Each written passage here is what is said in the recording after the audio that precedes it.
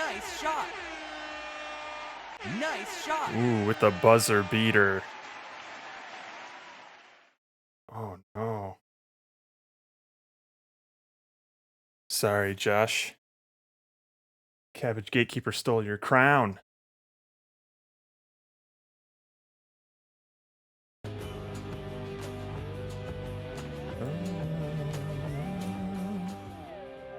Alright, hang on, let me test some things.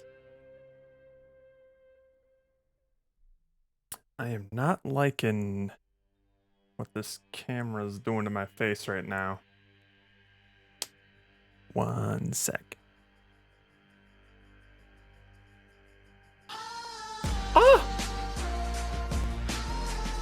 Why, thank you, sir.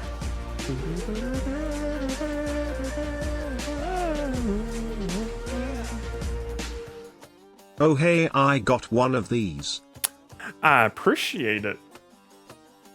Lots of things have changed throughout this stream. The alerts have not been one of them.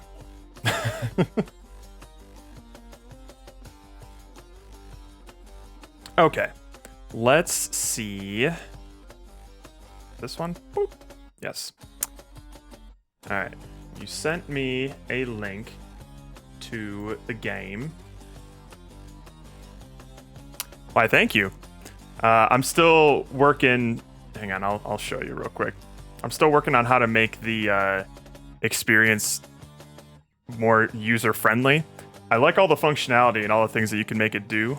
My goal of it was to essentially make something similar to like the Me Maker, where you can kind of like, you know, make a decent looking face of some sort, but if you wanted to get monstrous with it, then you absolutely could.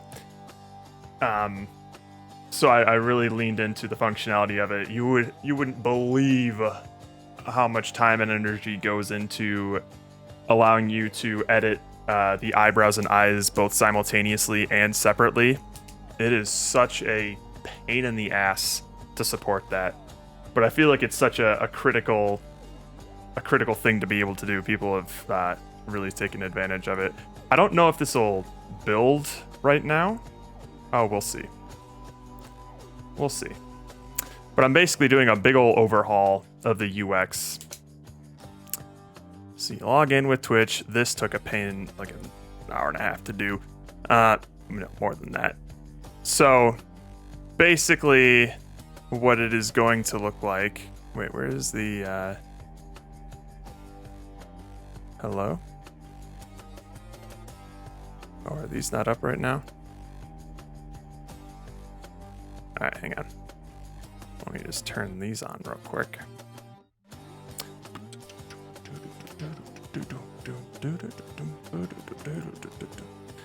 Okay, they're not showing up, but there should be buttons here. I think I'm working on them right now.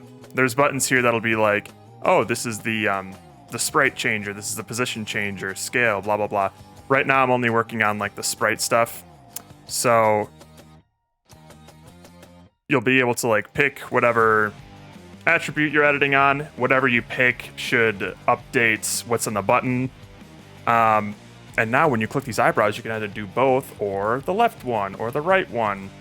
And it's just like, it's kind of a massive pain in the ass to get all of this to work in a way that people expect it to. But really I'm trying to make it so that like it's more fun to use rather than like very finicky with all those sliders and shit. No, don't save. We're good. Boom. It's disgusting. Oh, dude, you could make such nasty shit with the Me Maker. Okay, so here's the thing that I wanted to get out of the way first. So, you know, I'm sure you're aware of the plethora of like Discord hacks that have been happening because people have been getting fished into playtesting malware, essentially, and it taking over their computers. I am like 90% sure that's not what you're doing right now. But just to be 100% sure, I got a security question for you. So, this game, Superspective. Initially, we've done a lot of game jams together. And one of the game jams that we did, you worked on something that inspired you to take it further into something that eventually became super spective. It's super spective, right? Yes. That game never really saw the light of day on the internet outside of the jam that it was made for. So I need you to tell me, do you remember what the name of that game was? It was probably one of our most ridiculous names that we came up with for a game. And if that's too hard, I got another question for you.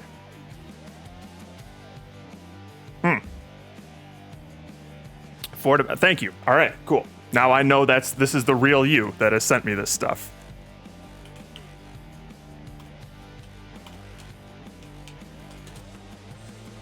That's why I asked him, because really he would be the only one who would know that answer. That was such a cool, what an ambitious game to try and make in a weekend. And really the only part that was redeeming about it was the stuff that you made. Our portals fucking killed the frame rate on that game.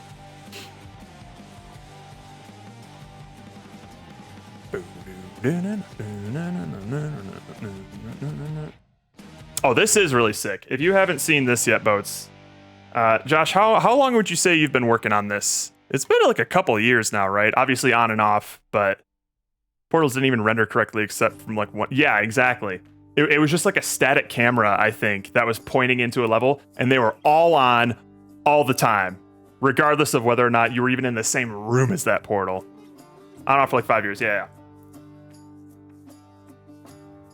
Basically, the way that I understand it is that whenever the spirit takes Josh and he gets inspired to make some sort of new mechanic or something, he'll just pour himself into making that, and then might get distracted with work or do something else, and then something will come to him in a dream once again, and he'll put something else in there.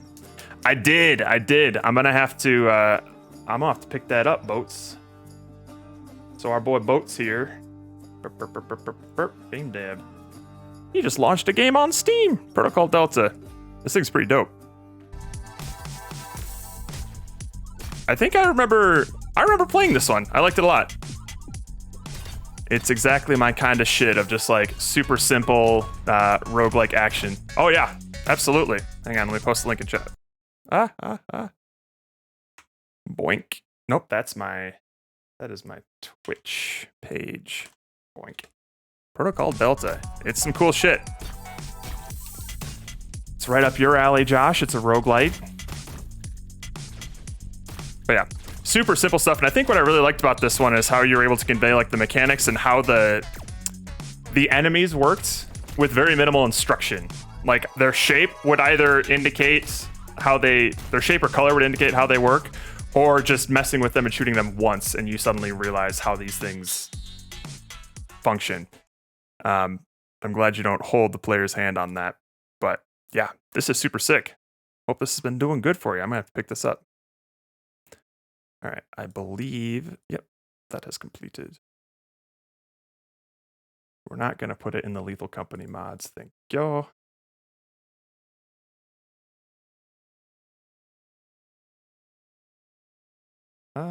Where'd you go? Not stream stuff. This one. Okay.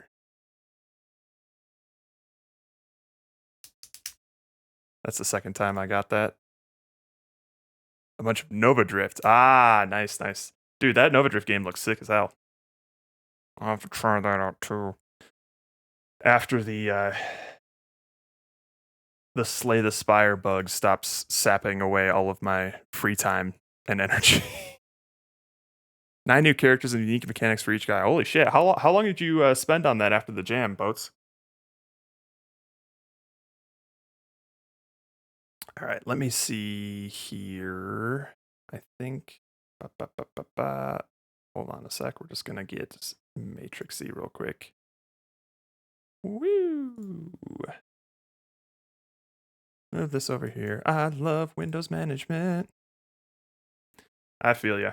I've technically been working on this cabbage customizer for months, but very, very, very, very infrequently. All right. Burp, burp. Superspective. Hey, that's not bad for 4 to 6 months. That's awesome.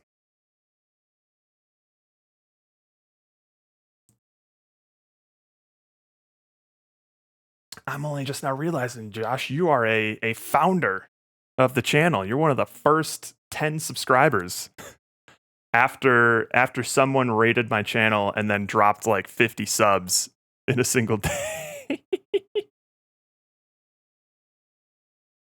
Hey, dude, that's all you need. Just don't tell Nick it has leaderboards, or he's gonna dominate all of them. All right, cool. So, this is Superspective, and this is a very sensitive. Wow! Holy shit, man! Did you make all these assets, or did you like use an asset pack for the settings menu? Because this is way more in depth than I expected it to be. Holy hell! Camera, general sensitivity.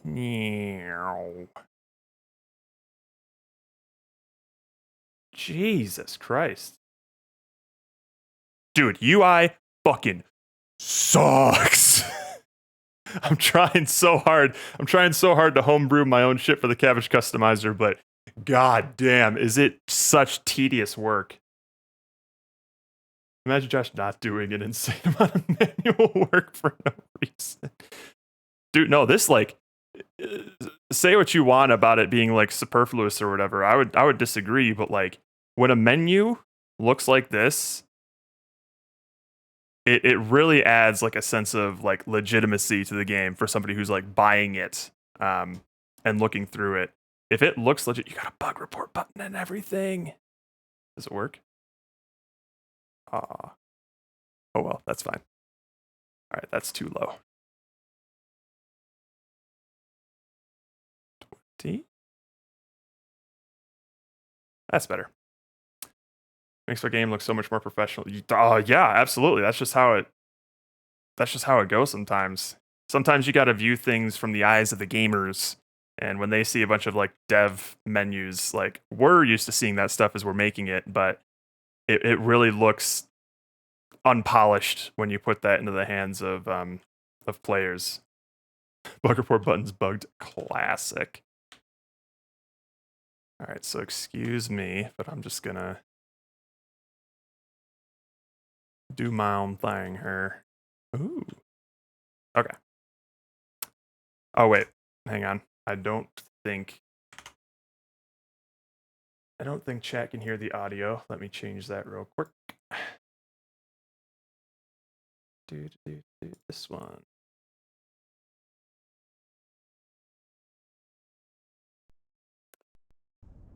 All right. It's faint right now, but can you guys hear like white noise and like footsteps and things like that? All right. To the right, where nothing is left, or to the left where nothing is right? I always go left.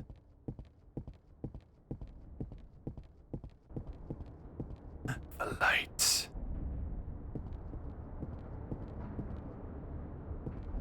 Hang on. What happens if I go the other way, though?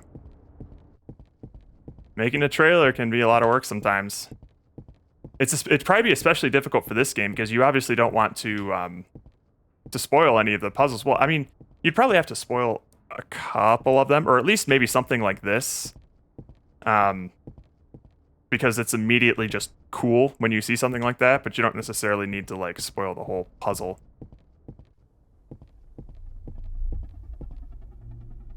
Ooh. Oh, that's a little anxiety-inducing.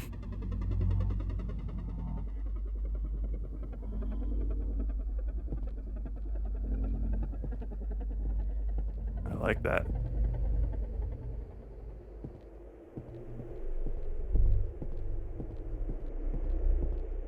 I see. So you went the antechamber route in terms of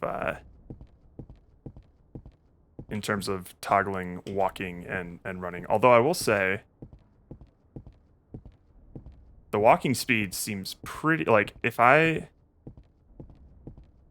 Yeah, okay, it's at least noticeable, but I probably wouldn't have noticed it for a while until if I didn't see that walking in the bottom right-hand corner. Oh, that's fine. I still love this crosshair. It's so nice. All right, sure, let's go down. I mean, ooh, screen shake. Oh, you even added feedback to when you press the button? That's cool. Love it. Interact.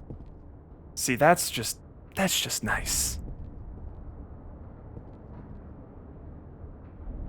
Do you wait until like they actually click that button a couple of times before they put it away, just to like make sure that they know what that button does? I mean, maybe you could wait until they actually interact with something. Oh, that's nice. I remember liking this sound. Yeah. I love that sound. Okay. There's a small delay in it, but I'm going to change it. Perfect. Yeah. I think just waiting until you can confirm that they understand the instruction. That's just like a small little thing. Whoop. Hello. Okay.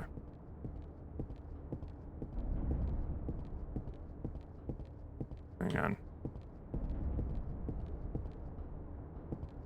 Trying to see. Yeah, I think I'm getting a little bit. It's hard to tell. Am I getting some like tearing or something? My FPS is currently saying it's like anywhere between like, ooh, yeah, it jumps between like 150 to like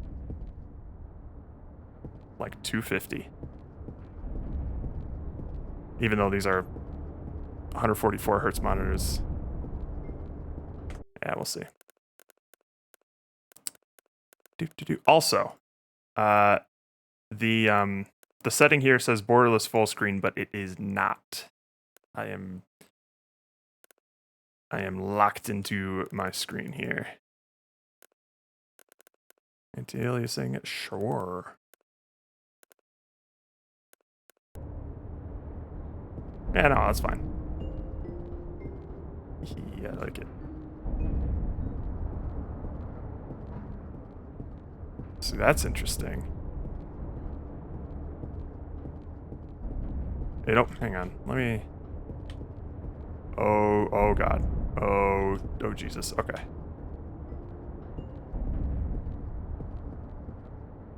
Is there, are you doing like a fisheye lens thing? Because it almost seems like these pillars are like, maybe I'm going crazy. It almost seems like there's like a minor fisheye going on here. I can't tell. Oh, it's FOV. Fair enough. Oh, give.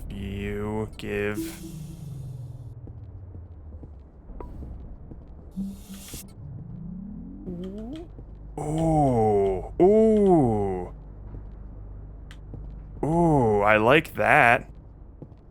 That doesn't make sense, but it looks like the lights are like emitting onto this thing. Is that just what this looked like?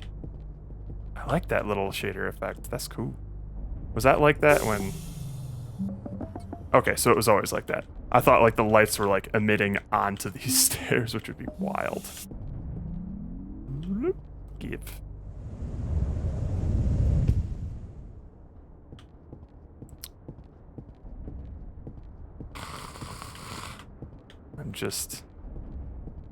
I'm too jealous. I'm too jealous of your shader work, man. It's so good.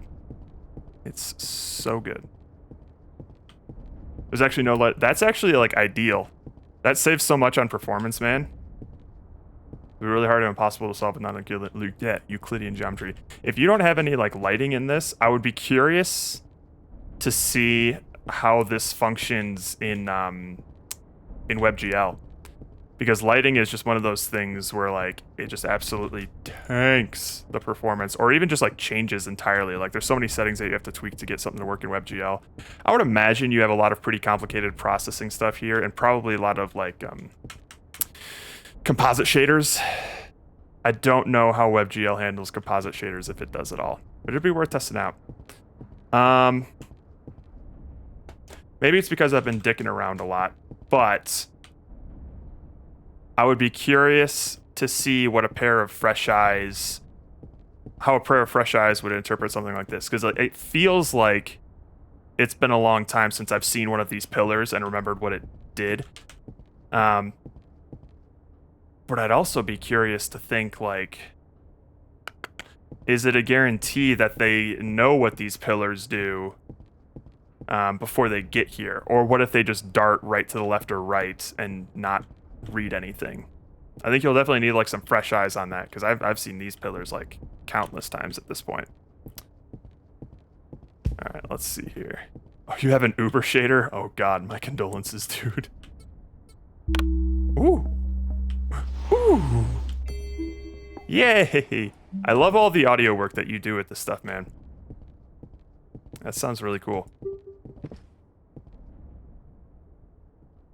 Okay, yeah, I mean, as long as it's not like a major issue. I'm mostly just, I might even just be talking out my ass sometimes. Love this. Oh! Oh, that's so good! Oh, I love how it does that. Ooh, that's really cool. That's really cool. Oh, I love that. My god, man. Still pulling 144 frames. That looks dope as shit. Okay. So... okay. Hang on. I wonder... oh, wait, there's another thing here. This was not always here, was it? The autosave icon's pretty neat, too. Nice.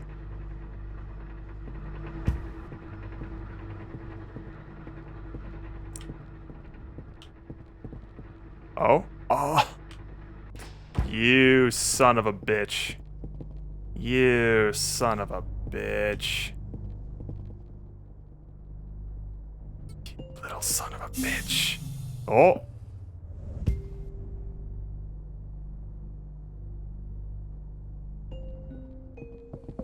It kind of made sense there, but also didn't. Let's see here. Hang on. This thing is unpowered now. Oh. Oh. Oh. No, what a mess. So... hello? Is it like a zoom?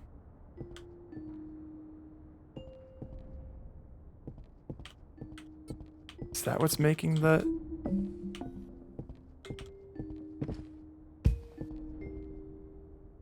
oh, I love that. I thought it was just like ambient music, but it's when I'm walking on this little glass stuff. That's cool. I know you're trying to make like a puzzle-centric game, right? But also, one of the things that like I'm itching to try and do sometimes is like find secrets, you know, of just like, okay, I know this is the puzzle, this is the critical path, but what's behind this pillar here? Does this do anything interesting? Like I'm walking around this whole empty space, like hoping to find some like some Easter egg stuff, and I see this, and this is kind of exciting, but I can't do anything with it. Like, I think the mechanics in the world that you have here are just like begging to have just cool little like visual Easter eggs. Excellent, excellent. I'm glad that's on your mind.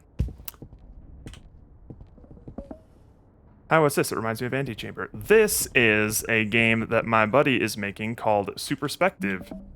And he, I think, would be happy to hear you say that, as well as Manifold Garden, I think was a big inspiration for him as well. If you want, Josh, you can feel free to post your link in the chat if you want other people to play around with it, or if you just want it to be like a closed playtest with me right now. Feel free to plug whatever you want to. I know you have like a Discord and things like that people can follow for development and whatnot. Wendell is another. Check this shit out, Wendell. Watch this. Ooh, ooh, oh, oh, oh, oh, oh, oh, that's so good. That's so good. I love that. I love that. Okay. Okay, so the cube is right here. And then when okay, so when it looks like this, it's basically like in the other dimension. By the way, this looks so cool. I kind of wish I could crouch so I could get like a better look straight on at it, but I think there's other places where the cube can be where I can see that. All right, let's hit that button again. Can I? Hang on. What happens if I hit this? That's what I thought. Okay, give me that. We'll just put that in there. Do that all again. You can zoom with right click. Oh, excellent. I was wondering if there was a zoom button. Can I can't look down enough to click that. That's cool. Okay. Wait.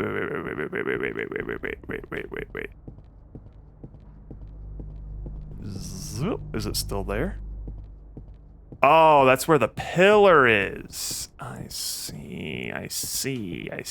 Wait, so was I seeing like the pillar down there or something? I love the zoom. Okay. Ah, you're not supposed to be able to see that. Yeah, okay, so is that the pillar just way down there that I was seeing? Okay, we gotta hit this button.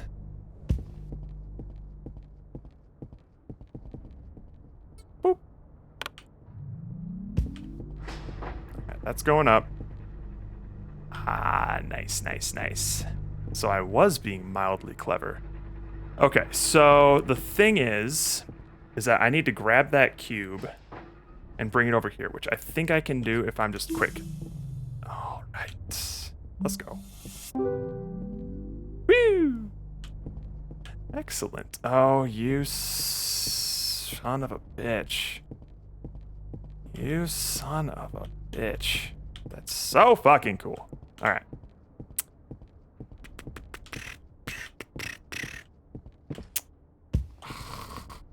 Very neat. Ooh. These might go to the same place. I love it.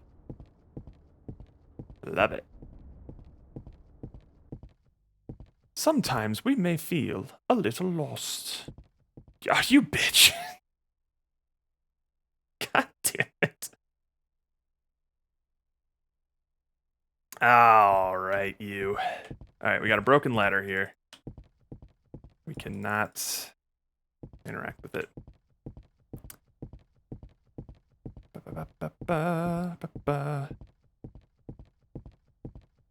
And I don't know if you're familiar with my personal brand of anger and frustration when it comes to playing games like this, Josh, of just like when I just incredulously say you bitch or just get really upset about something, it's because I'm upset at how good you are at this. I'm just like, God damn it, I couldn't do something like this. That was cool.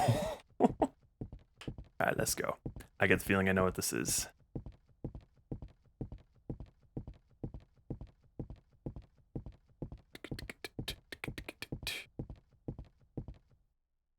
Or like we're getting nowhere. Oh, it's so good. Can I find the seam? Oh! No, I just found a solution. Let's fucking go. Oh, and then you just... Oh. cool, very cool. Here I go, trying to break the game, and Josh just like, you dumb idiot, I already thought of that. I'm already like 5 steps ahead of you, you goon. Hey. Okay. I should, I just realized I'm using the, just get rid of that, hey. We don't need Disco Elysium up right now. Like we're going in circles. You bitch.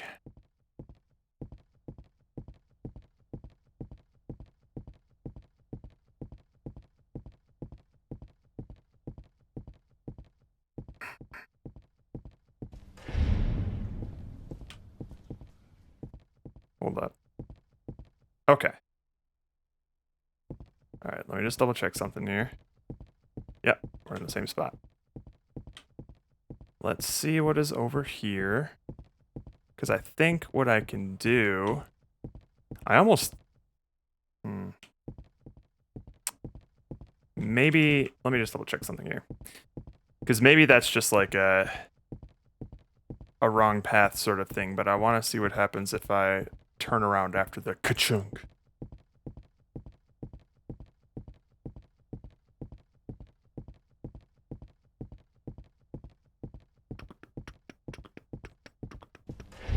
No, you don't, bitch.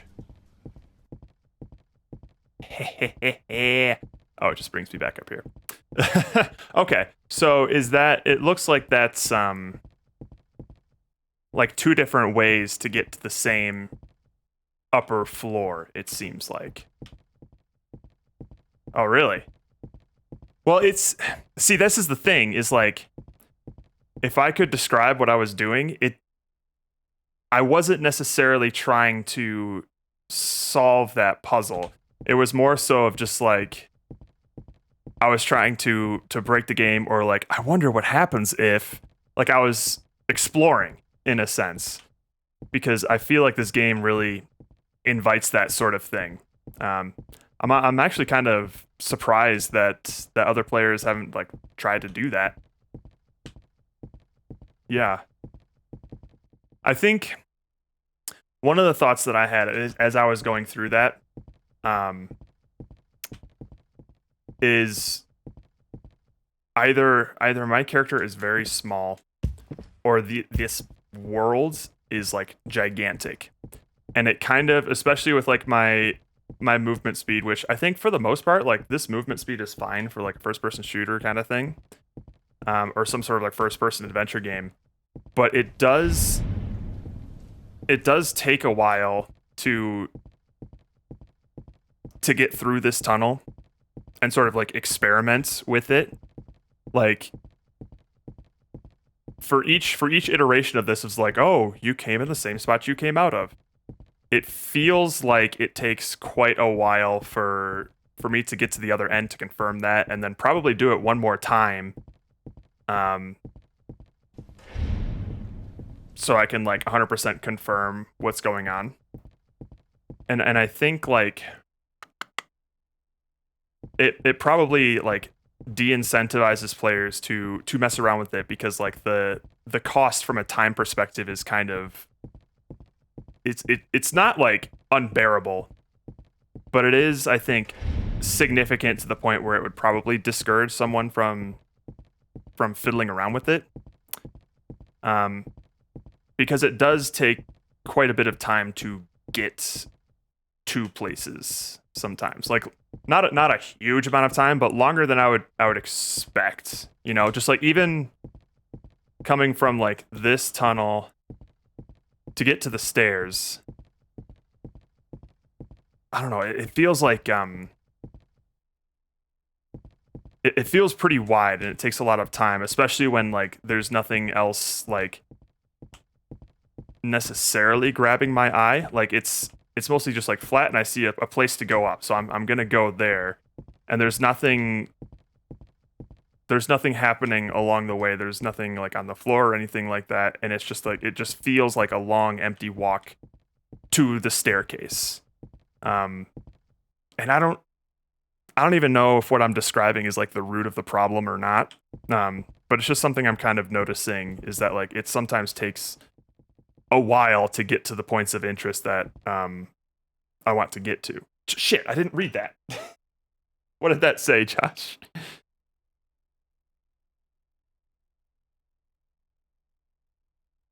I want to know what that said before I go on.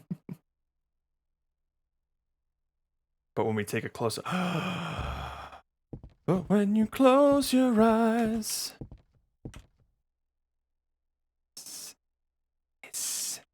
Yes. I know what's about to happen. We find we're exactly where we belong. This text looks really nice too. Is this like an in-world canvas? I love the drop shadow on it. It really makes it easy to read. And for once, I see somebody that's actually scaling font sizes properly. Like they're increasing the font sizes rather than just increasing the UI scale, so it doesn't look all fuzzy and gross. Text Mesh Pro, baby, dude, I love Text Mesh Pro. Hey, what's up? The Rose Room.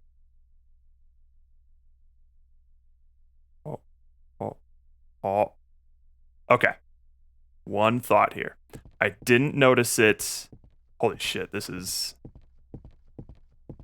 rather overwhelming. So, I will have to try again to see how that works.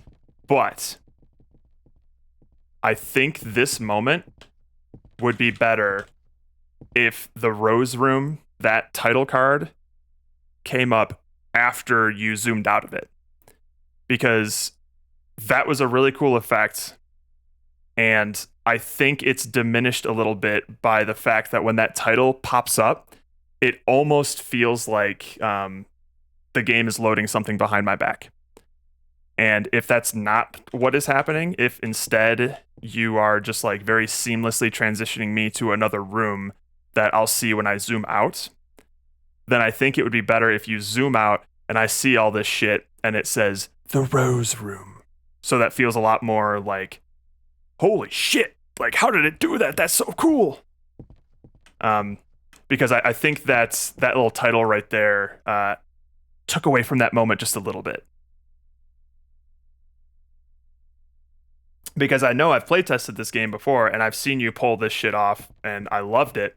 But I think for a first-time player experience, it'll make that all the more impactful when they witness for themselves that was just a seamless transition. Those are like the kind of really cool moments that you want to sell as much as you can. Yay. If I recall, this room took me for fucking ever to figure out. I'm on the ceiling now. So initially when I went into this room, it was like sensory overload compared to everything else that I've seen so far. It's entirely possible that could be like an intentional thing, and I'll sort of keep that in mind as I'm trying to solve this puzzle. Like, is it meant to be? Oh my god! Stop being so cool. Is it meant to be like overwhelming, but then they kind of figure it out by just exploring around? Because I feel like I simultaneously did that by accident, but also intentionally. Like, it almost felt like there was one thing for me to do. So it could be the case that like this room is meant to feel overwhelming and insane, while still being pretty handholdy, and not handholdy, but like guiding the player a lot more generously than they would expect to figure out the right thing to do. In which case, that's going to be excellent work. That's the thing, is that like it felt like I was just I was just going where it looked like I could go, and that just so happens to be a relatively linear path, which I think is great. When you have a room that's like this complex, and the player just like kind of can intuit where they can and can't go currently, and it just eventually leads them to the right conclusion. It it feels really good that they've like solved that puzzle, but they also feel super smart doing it because they just parsed this entire level, even though a lot of the signposting was guiding them pretty thoroughly. I will say though, I do think I came in with a little bit of bias because I knew that these were like gateways that I could go through.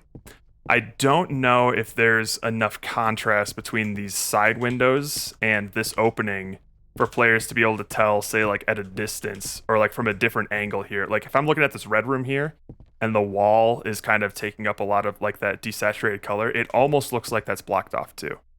And especially with that texture on the wall, it almost looks like it's blocked off with like a door or something.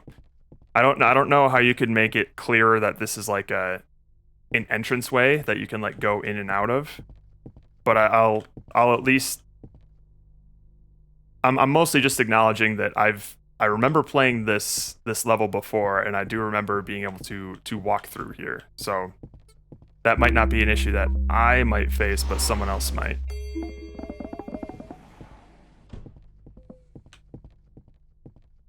Oh, good. All right, so we got the blue. Ooh. Okay.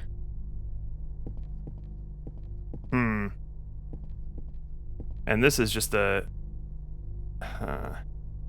think this is just a really minor nitpicky thing, but I'm confused as to why this this terminal itself is red. Because clearly I need to plug in both blue and red to get it to turn on. But this seems like red's the most important color here. And it's not a big deal. But I'm mostly thinking like when you use color in this game, it seems like it's very intentional. Red power trail that makes the rose shape. Okay.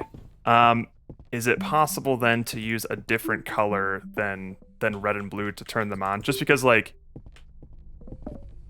it makes me think that this red cube is more important than the blue cube, which is a super minor thing. But when it just comes to like communicating stuff to the player with colors the way that you do, it seems like it might be like an easier fix, or like maybe change the color of this trail. I don't know.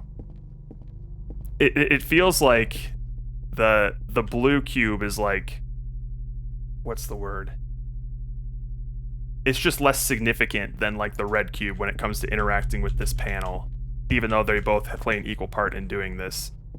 And like I said, I think a player would be able to solve this puzzle regardless, but I think that's just like it almost feels like a mental hiccup, of like I'm trying to make sense of the color, but it's not necessarily what I think it is, See, that's fucking cool. That's so cool. All right, so that's on. Now we need to, I think, get a red cube here. Hold the phone. I wish I could lean, because I don't want to... Where are we here? Oh, I think we can just grab that, actually. Can we just grab that red cube?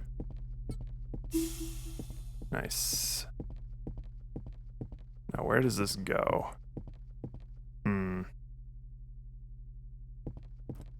Okay, here's the thing, too. And I have no idea how you would... Hello? I have no idea how you would handle something like this. But now that I'm navigating these cubes in like a big, intricate world, this really... I think the fact that it's transparent really helps a lot.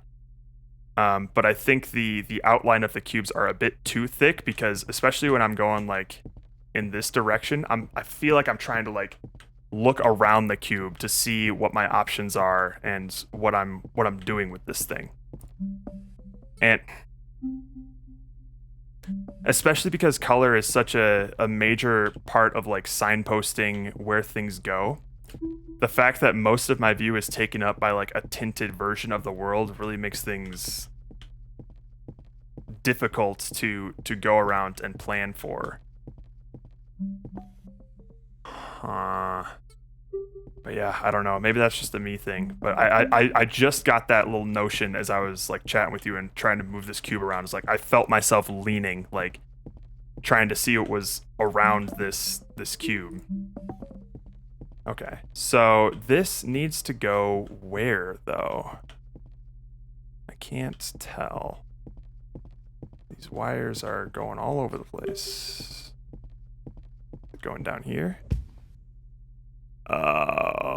Okay. Oh, that's like at the beginning, isn't it? Yes. No.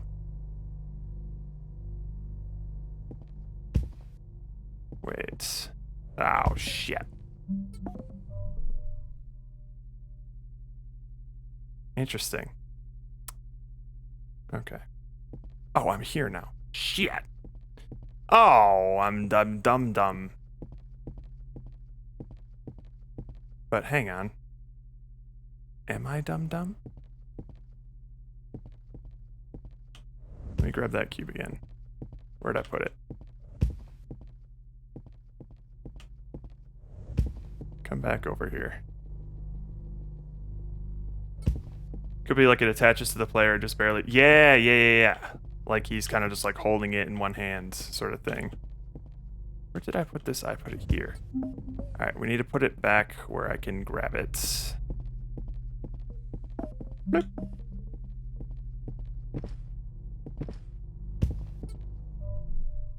Alright.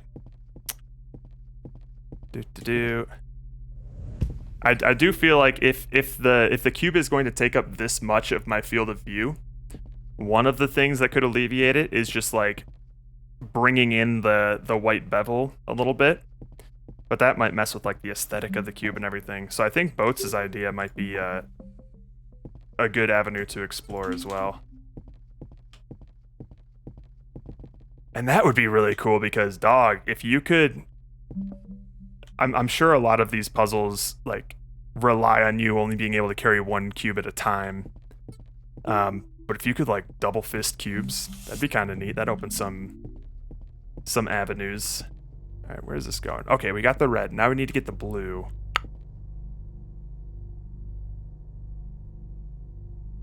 That's true. You like the ability to swing them around and even toss them as they are now. I mean, yeah, like, I'll admit, I like this. This feels nice. Maybe, so maybe by default, you can like holster it to your side. And then if you like right click, you can like hold it out in front of you and do your whatever little thing. And then you can toss the cube either by like letting go of right mouse and doing that, or like you can have a hold mechanic where like you hold left click and it like charges up and then you can just like toss it a certain distance. What up, Gravy Seals? How you doing? All right, so we need to get the blue. But yeah, I guess that's like don't necessarily take my word for all of this stuff, and just see if anybody else has any sort of issues or annoyances, or especially if you can watch them like playing in person and you see when they're holding the cube that they're kind of doing like this, like leaning or something. That might be an indicator that like they feel like the cube is taking up too much of their visual space, because I feel like that seems to be something that that players will more so like feel, but not necessarily like know why they feel that. And that's another thing too, is like if I can, when I'm going upstairs, I can't just like walk straight up because it does that, which admittedly it sounds really neat. I love the sound of this cube, but it looks unintentionally glitchy. so I have to like make sure I'm looking up. And that's impacting how I'm entering this room and making it a bit harder to like keep my bearings in terms of, can I? That's just so fucking cool that happens. Okay. Where does the blue go? Like I'm trying to follow that line and I have to walk to the side of it. Okay. It's up there. All right, let's get up there.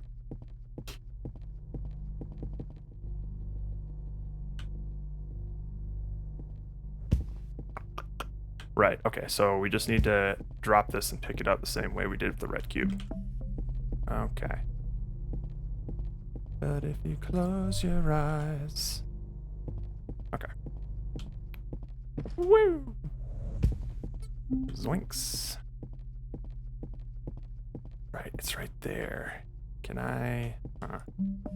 Oh. Nice. Okay, so... This door should be open now. Hello. Oh, you locked them. Good call. Good call on that. You want to really make sure that they know for a fact that they solved the puzzle before they go fucking around with everything. Because outside of this little line going into a door that I can't see but know is there, there's not a lot of indication that they've completed something or got like feedback for it. So that little sound cue was nice, and the fact that you locked them I think is probably the most important part. Yeah, that's a good call. That seems like a definite necessary change that comes from experience in playtesting. Dude, you kinda cursed yourself making a 3D puzzle game like this, because from my perspective, it seems like your experience giving this game for players to play test would be similar to my experience watching someone play Portal for the first time. And I know all the solutions, and I know what I need to do, but I have to just silently watch in agony as the other person who doesn't have the experience that I have tries to figure it out. Like, that's just a fate that you've chosen for yourself, and I commend you for it, but I also pity you. Ooh. That's making puzzle games in a nutshell, absolutely.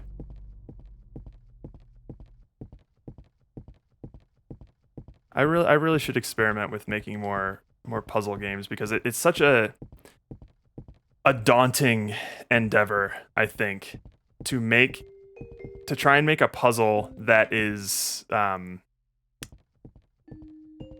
simultaneously like challenging, you know, for the player, but not too challenging, but also not like trivial. I don't know how you intentionally kite that sweet spot yet. I've never tried that challenge. Hang on.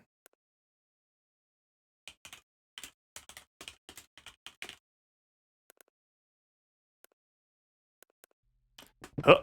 Oh, you clever bitch. All right, fine.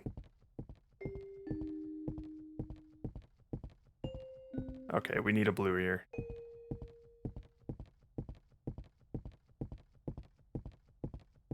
Let's go this way. Hello?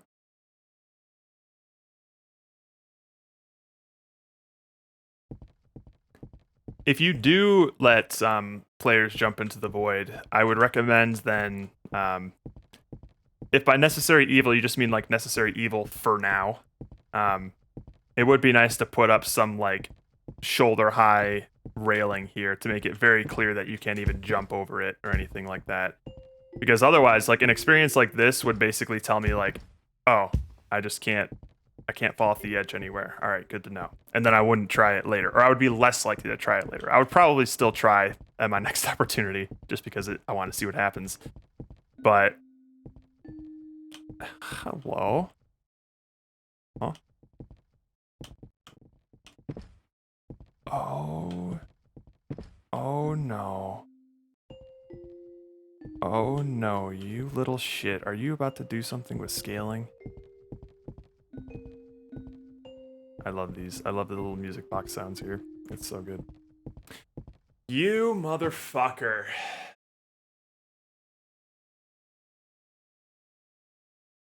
That's so cool. I love it. This is some Alice in Wonderland shit.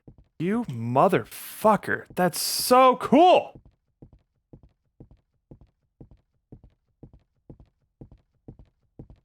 I wonder if it's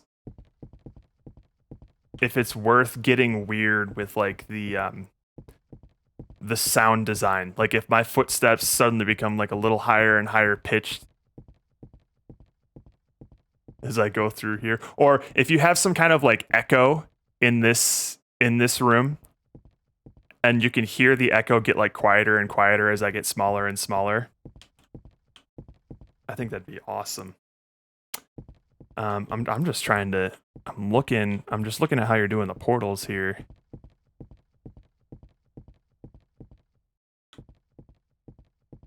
Cause goddamn, that's so cool. That's so cool. And I love how when I go back, because I'm smaller, it takes me longer to get back over there because my stride is shorter. That's really fucking cool. Okay.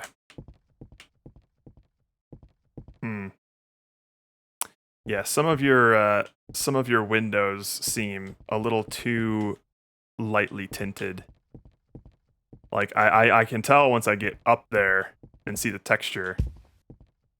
But like, yeah, especially like right here, that looks like I can walk through there no problem.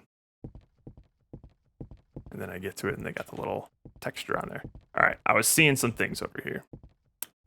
We got the little purple, the blue to red. Hello.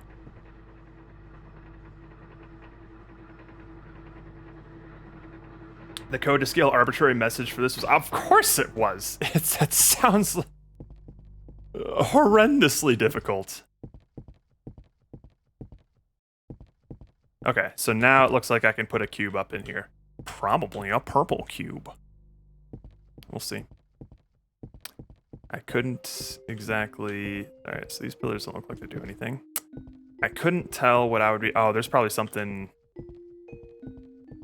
Oh, there's a fucking oh, you bitch. Okay, cool. Cool as shit. Another thing that I've been meaning to get into, or at least learn from a very like basic level, is 3D modeling. Because I know you're using like what is it called? It's like a plugin for Unity now, to make a lot of this geometry. How long would you say you spend making geometry for levels compared to like developing the mechanics for them? Because that seems like, I feel like I'm spending most of my time developing mechanics with just like simple primitives, and I my end result is generally something that works really well, and if I'm lucky, feels really well or feels really good, but doesn't necessarily like look that appealing, you know?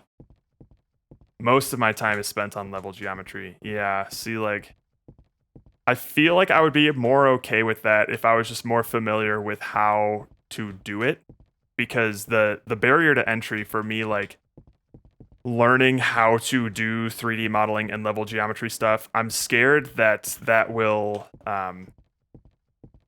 tank my motivation for whatever project I work on. You clever motherfucker. Nice. So it's hard for me to find a good time to learn how to do that. Oh, now you're telling me to jump, huh? Love the sound design. Love it. Oh, I see. Okay. Oh, my midair movement's not what I thought it was.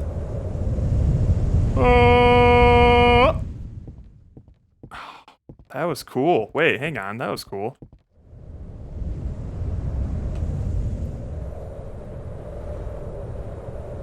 So I like the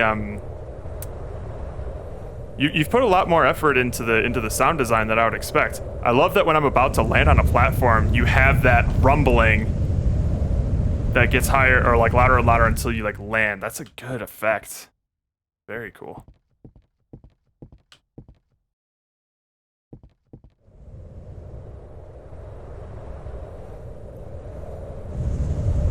Oh, it's when you're passing by an object. Well, fair enough. It's a similar sort of position to be in.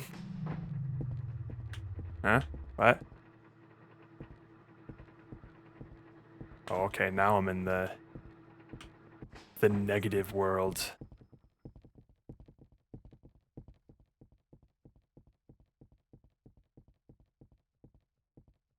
Or I'm on the ceiling. Oh no, I'm in the red space now. All right. Very neat. Yeah, see, like, it's nice that this maze is basically just like a straight shot. You can see exactly where the exit is. The fact that these walls are transparent is pretty nice. But, and you probably noticed me doing this earlier in the previous one, I wanna go to every little nook and cranny and see if I'm missing something, like a little path or like a little thing to see. Like, this is definitely a space where like you can just put some random shit in or like inject a new path to somewhere into this space. Well, now that you've said that there's one, you little shit. Now I gotta check.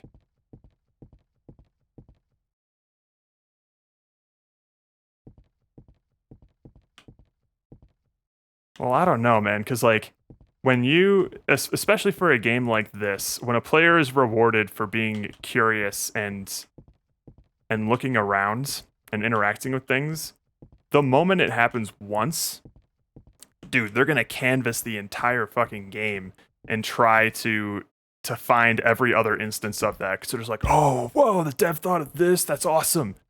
And then they're just gonna be constantly things like, what else did they think of? Oh, it's in the white space. How did I not find it then? Maybe I gotta peek through the little spots. Oh, it's me. I'm such a fucking genius. Oh my god, this is amazing. All right, where's that cube at? Bing bong bang bong.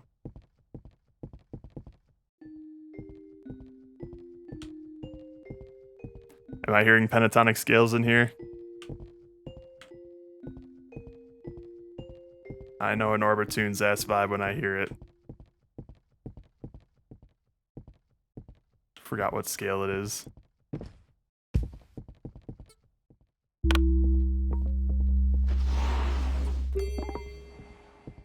Well, maybe it's not pentatonic just because like pentatonic is just any sort of scale, but with certain notes removed. I forget which ones exactly, but generally it's so that when those notes are played simultaneously, they always sound like they're in key and in harmony with each other. That's basically what I use for Orbitunes to make sure that no matter what note is playing on the in the little space thing, they sound nice together. All right, I'm gonna go back to the white spot. I thought I was gonna have to backtrack there anyway, but we're gonna go back. It needs to see the Easter egg.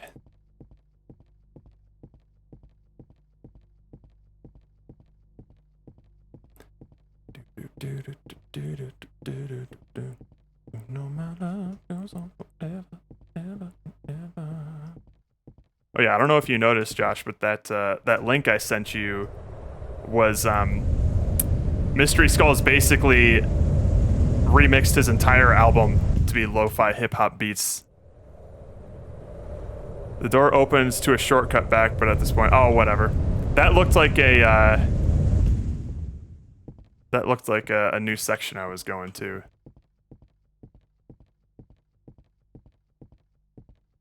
All right, I must find.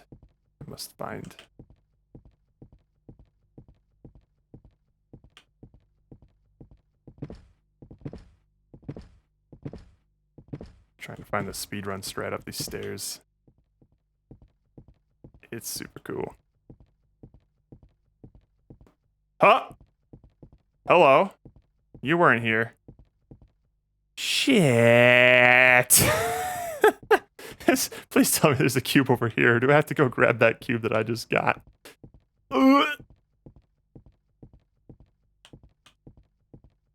okay, fine. I'll go get it. Wait. That's right. Yeah, there should be like a shortcut or something. Yes, I can. Excellent.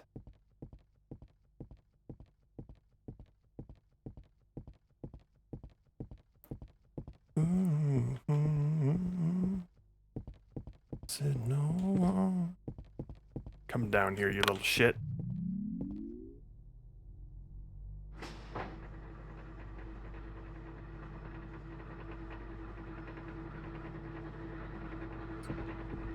Thank you for being courteous enough to bring that down for me, by the way. I realized that I probably would have fucked myself if this just stayed lifted up like that when I went to get the cube.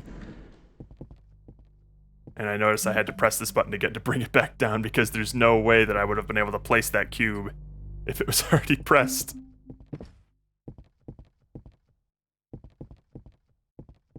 You are a gentleman and a scholar. Well, it's such an obvious thing, right? Like, I'll probably explore around this room. I see a button. I'm gonna click that button. Unless for some reason, like, placing the cube powers something on that, like, unlocks this button. If I see a button, I'm gonna press it. Oh, absolutely. Because my first thought was like, oh, like, it didn't save the fact that I pressed this button. And then my second thought was, oh, I would have been screwed if it did.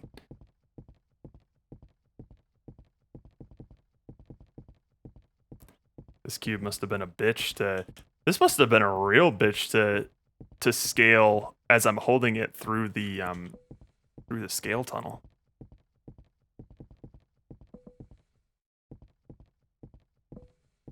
Alright, what do we got? Whoa! Hello? Alright, it lit up for a second. Hang on.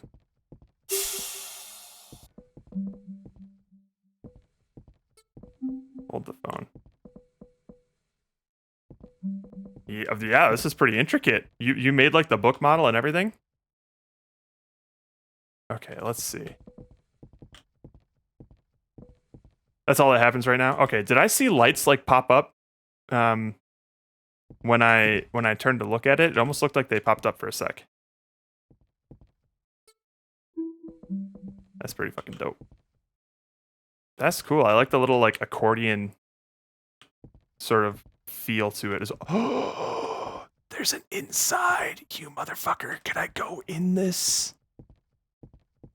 You little shit. Oh, I see. Oh. I really, man. I think another thing that would serve this game well, unless you have it, I don't think you do.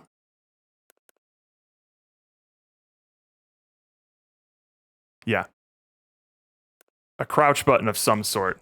Because so much of this game is about looking at things, especially looking at things from like the proper angle, I really want to be able to crouch and look inside this thing. And it would be so cool if there was just like, even just a stupid message like, made you look. Like the fact that the player would receive acknowledgement from the dev that they knew you would try to get a peek inside this thing once you realized it was hollow.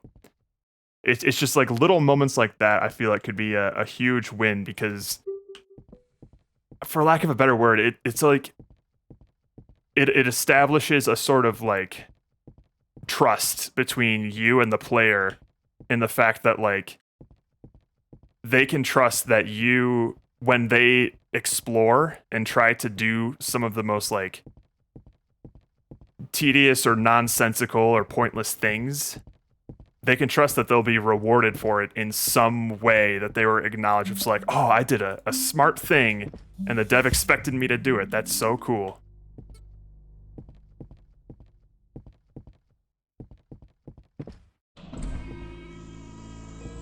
So yeah, I feel like a crouch button could be a neat little. It might complicate things, but it feels like it would be a neat little way for the player to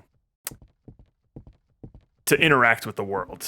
You know, a new avenue for them to do that. Okay. Boom,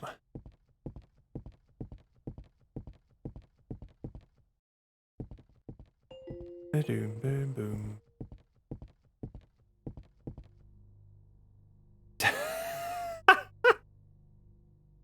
The only one was terrible, so I spent the day. Oh, that's so fucking good. Oh, that's what that. Okay.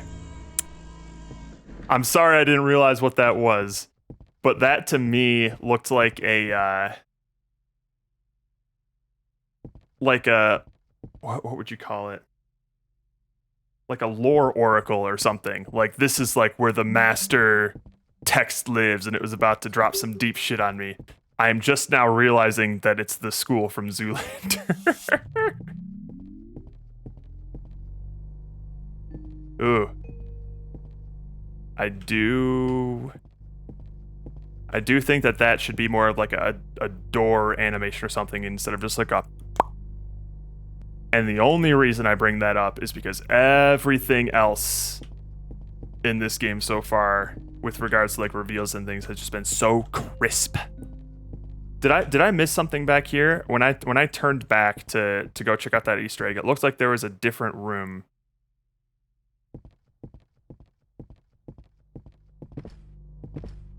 But if not, then I will go into the unfinished room. Okay, cool. That's fine. Hello, I remember seeing you. I remember seeing you way back.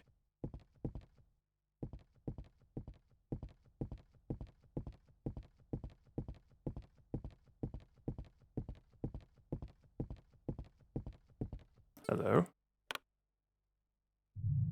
Ooh. Ooh. Ooh.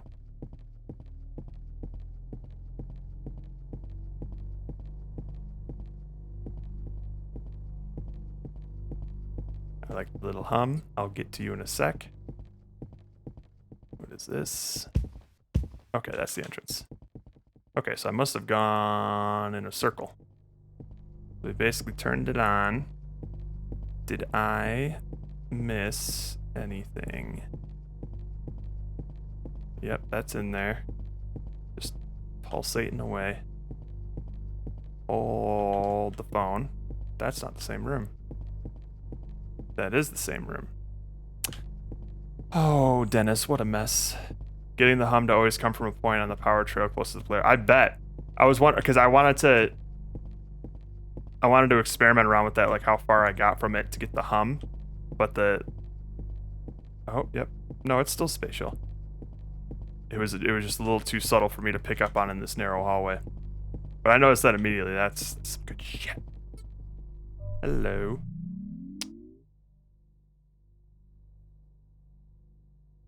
Hello. So that doesn't jump from the right to left channel when the player walks across it. Ah.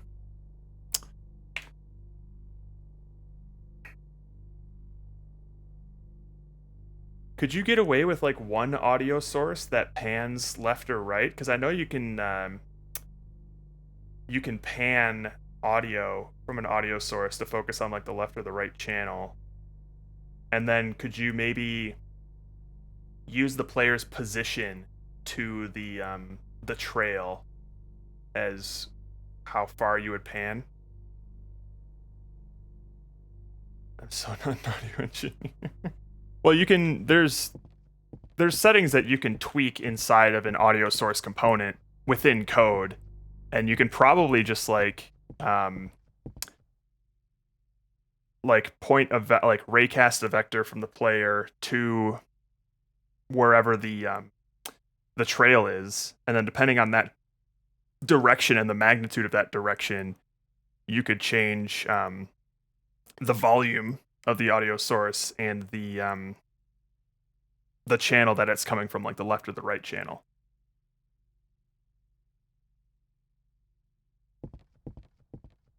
Yeah, I do kind of stuff like that all the time.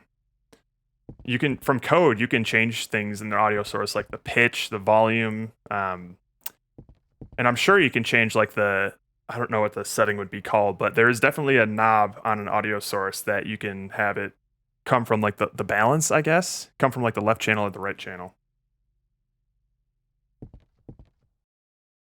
Most of the work is in the math to figure out what the closest point, which I would still need to calculate. That's true. But if you find yourself taking too many like performance hits on having so many audio channels playing at one time, that could be something to explore.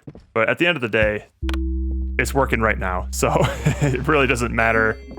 Unless you really have to for performance reasons, there's really no reason to make it better, you know? I've fallen into that trap far too many times of just like, okay, it's working, but like, man, the code's kind of ugly. I should make it so it's more extensible or if it works better, even though there's no doors closing. I don't know. Oh. Already moving. Doors opening. Be patient, you fuck. Hold the phone. Don't. I love it. Oh, I love it. I was like, this looks very similar to the starting room. You motherfucker. That's so good. That's so good. Well, now I'm in like the anti version of it, right? So I could go back. Let me... Oh, no, hang on now. Arrows must follow. Is there anything up that elevator when I'm in the negative space world, Josh? See, that's the thing, is like, I kind of want to check, but the fact that it would take a lot of time for me to check, and if there's nothing up there, it'll be super disappointing. Like, the amount of time it would take to do that kind of discourages me. Okay. That's just another one of those things where, like, I felt more compelled to ask you to confirm to see if it was worth my time rather than doing it myself, because it would have taken quite a while. Well, there you go. I guarantee you someone will think of it. So if you are able to progress. Work in progress.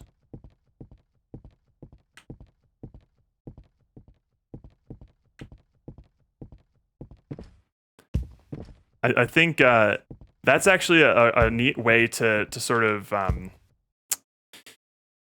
what's the word? To conduct your playtest as well, is see what the player tries to do, and whenever they get disappointed that something didn't reward them for their efforts, just put something there. Just put a tiny little thing there, and then every other player who has that thought will just be like, "Oh, that's so cool! They thought of everything." Whereas, like, I think the fact of the matter is like, for any game that's made like this, it's not that the developer thought of everything. They just took notes of everything that the player tried to do in playtests and then just put things there, you know? Woo! I remember these doors. Oh, here we are. Here we are.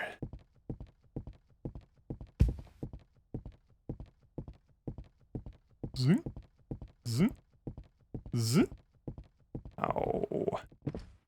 I like this little introductory room. You have like the white, blue, green, red. It's a nice little foreshadowing that a color-based puzzle is to come. One of the OG puzzles. Yes, sir. Yes, sir. Alright. Let's see. Okay, these all seem the same. Oh, but there's a blue one over there.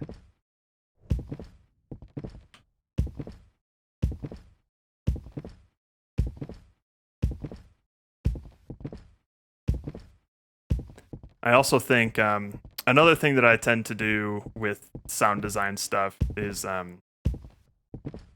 when I play a sound that can be repetitive, like footsteps or this landing sound or jumping, before I play the sound in code, I just do a tiny little randomized function when it comes to the pitch. So it'll be like slightly higher or slightly lower, and it'll sound a lot less repetitive. Yeah. Oh, sorry, boats. Wait, did that not pop up? The little objection? My bad.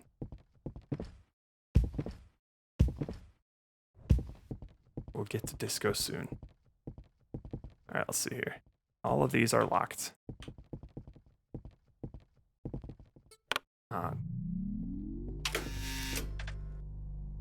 Ooh. Ooh, what is... Hello. Very cool. I'm mostly like looking at what's going on with this volumetric effect. That's kind of neat. I like how that looks. Alright. Hey, no you.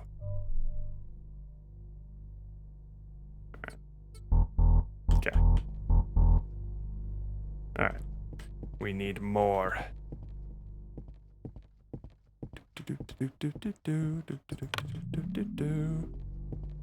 Right. Alright. Now I think... Ooh, what do these do? That's what I thought. Oh, very cool. Okay. Neat. Does this please, master? Yay! Next. 3 greens? On it, chief.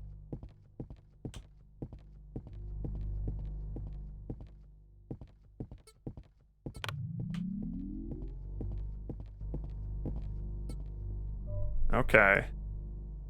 I like how you introduce these here. In terms of like the first one, you could have gotten away with just changing the size. But now I have to fiddle a little bit more with the controls. Puzzle progression. Who'd have thunk? Oop, not this one.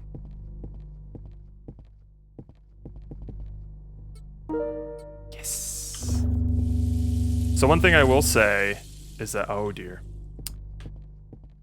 This room here, when I'm like hitting all the switches and playing around with the colors, this room feels pretty well scaled.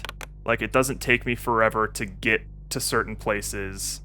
It's pretty easy for me to know where to navigate.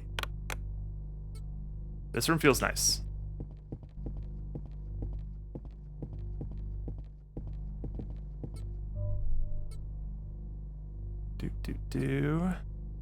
Bring this back over a little more.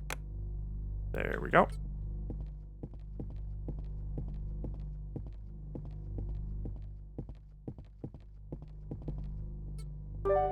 Yesterday. Walls. Oh, dude. This must have been a pain in the ass. Must have been a pain in the ass to make. Now, how do... Yes, it was. See, that's just, you know, that's just what you get, Josh, for having ambitions. You silly man. You shoulda just taken the easy way out like everyone else. You shoulda just been like, man, you know what? These walls are a pain in the ass. Fuck them. But no. You just had to have a cool idea and refuse to compromise on it. So, that's on you, dude. You don't have my sympathy. Alright, good enough. All procedural meshes and shader black magic to fake lighting because I hate myself. Dude, that's fucking insane.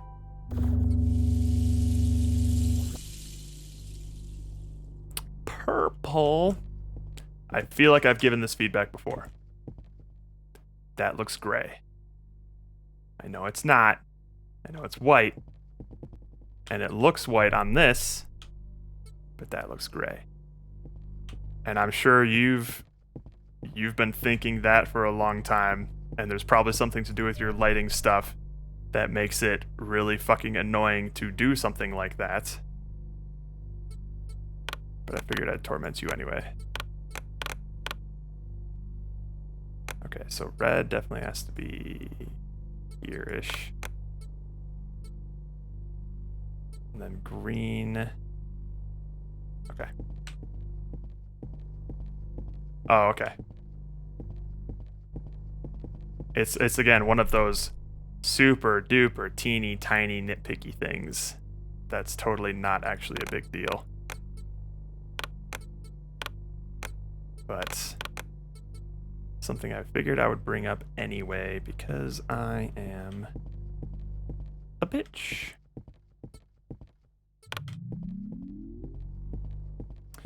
All right, let's get this bread. So we need blue here. Also, let me see. That's cyan. Yep. Bitch. Okay. That is a bit misleading, I think. Because I do think like this blue trail here seems like a light blue, and the other blues that I've seen have been light blue. The cube has always been dark blue, but like that almost looks like this color here. So there might be like a non-zero percentage of players that just be like, what the hell? Why isn't the blue lighting up? It's blue. But I need to put the green in there. 3 9% beers and 3 5% beers? Not to... Dude. That's about a Saturday night for me, just gone. If I drink that much over what span of time? Alright, let's move this over here and make it a little bigger. There we go.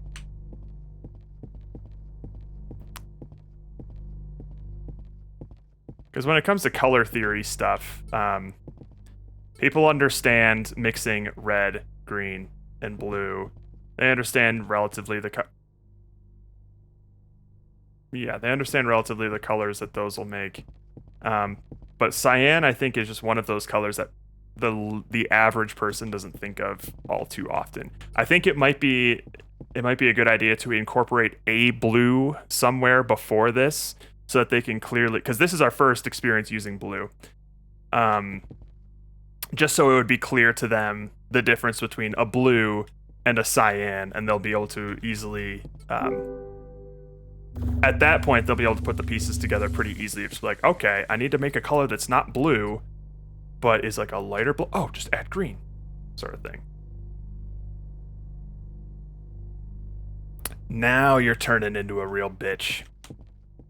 You want these things to be unlit. Motherfucker. And have all 3 of them? No. God. Oh my god. Alright, let's see. Let's see what we can do here. So, clearly, this... Oh, man. How do... Can I make it bigger? That's about as big as I can make it. Alright. Oh, wait, no. It's gotta be way over here. Overshot it a little bit. Okay. That's a problem.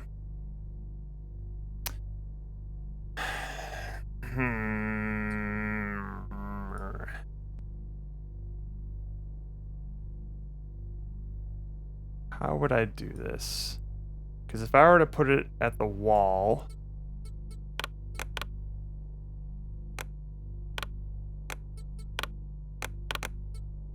Right? If I were to do something like this... Green should be here. Let me just turn these off so I'm not as distracted. I actually think I figured it out, but I need less visual clutter here. All right, so green goes over here. This is very clever, you son of a bitch. Although, hang on, no. I believe it needs to be wider. You son of a bitch. This is very clever. I believe that's blue. Red.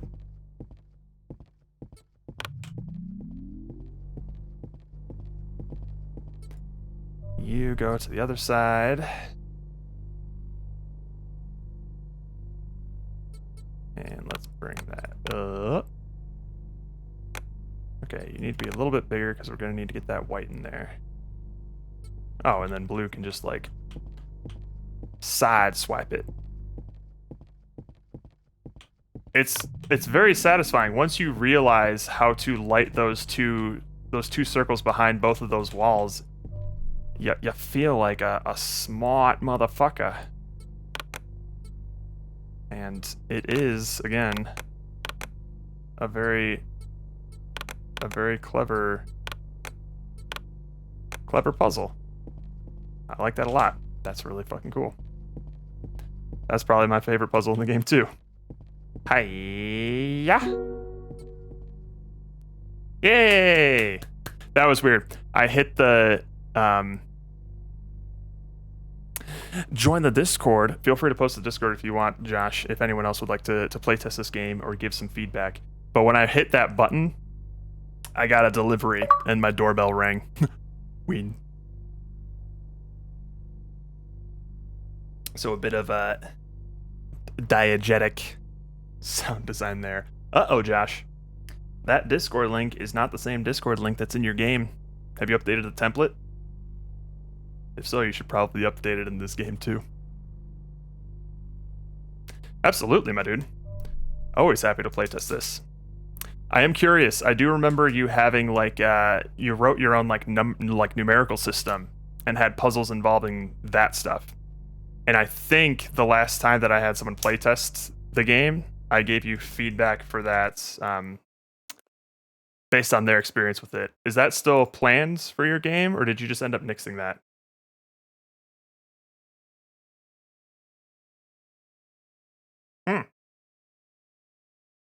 Cool. That's awesome. What would be really neat is if I don't know how deep you got into Fez, but there's a whole alphabet in Fez that is just peppered throughout the whole world. And then once you are able to figure it out through like clues in the game, or I think it's like a secret room or some sort of like Rosetta Stone or something, you can solve certain puzzles in the game by decoding that alphabet. So if you like pepper in some random doors or like walls that like can turn into doors or something that looks nondescript or like non-critical with like that numerical system on it, players will look at us and be like, what the heck is this supposed to be? Or maybe they'll just think it looks decorative or something like that. And then once they get to that sort of side path room with like the numerical system and stuff, that would be like the Rosetta Stone room where they finally comprehend what this is supposed to be, and then they can go throughout the game again and like, I don't know, maybe like type in a numerical sequence or something on the keyboard, and then something will happen. I don't know. But that would be really neat. I think it would be cool to use that side room to have the player learn about the numerical system and then use that knowledge throughout the world. Like that would be one of the coolest ways to reward a player for like doing a side quest, is now suddenly all these other secrets open up to them. And it's already it's opened up to a player who has already proven themselves to be open to exploring and finding secrets. Okay, something like a okay, cool. Yeah, I was wondering.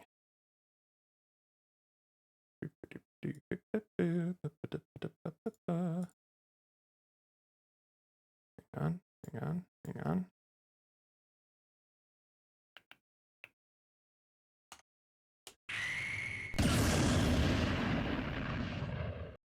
Just took a long note on it. That'd be awesome. I'd love to see it, dude. That is a new one. Bold of them to follow first before just posting the equivalent of just like big follows. Anywho, I am going to real quick go to the bathroom.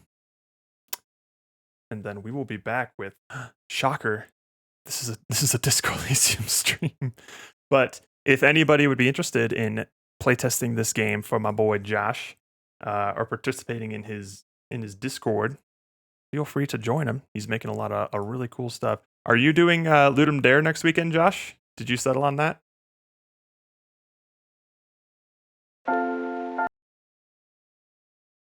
Because it would be cool if you did. Basically, everybody you've been seeing in this chat so far are Ludum Dare regulars. No! Ah, that's a shame. Oh well. Well, we would still love you to hang out during the Ludum Dare streams. They're a fun time. I'll be streaming basically all weekend, doing whatever it is we decide is going to be what we'll lose sleep over. But we're talking about prototyping something together, me and the Nova Drift dev. That's awesome, man. That's super cool. No, it's next weekend. So thank God it's next weekend. I'll need a little bit of time to prepare myself mentally. Yay. Sounds good. Well, you've I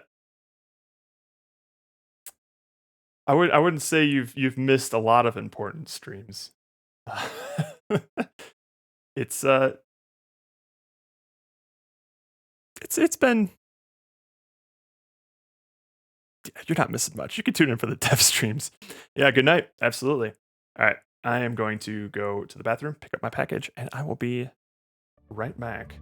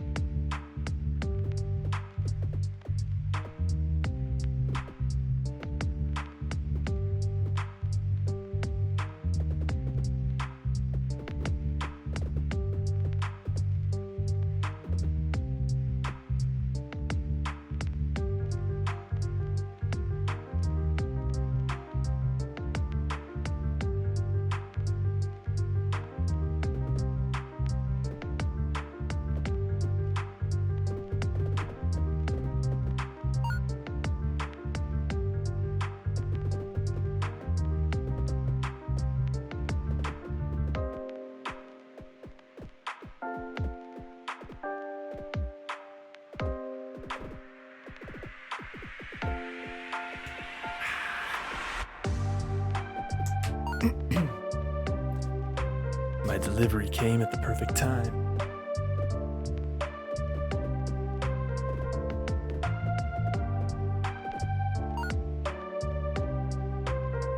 Here we are. We got the Sennheiser. I forget what these are again. HD50s? Old and busted. Who needs them? Going back to basics. I realize these probably aren't as nice, but these used to be my absolute favorite headphones back in the day.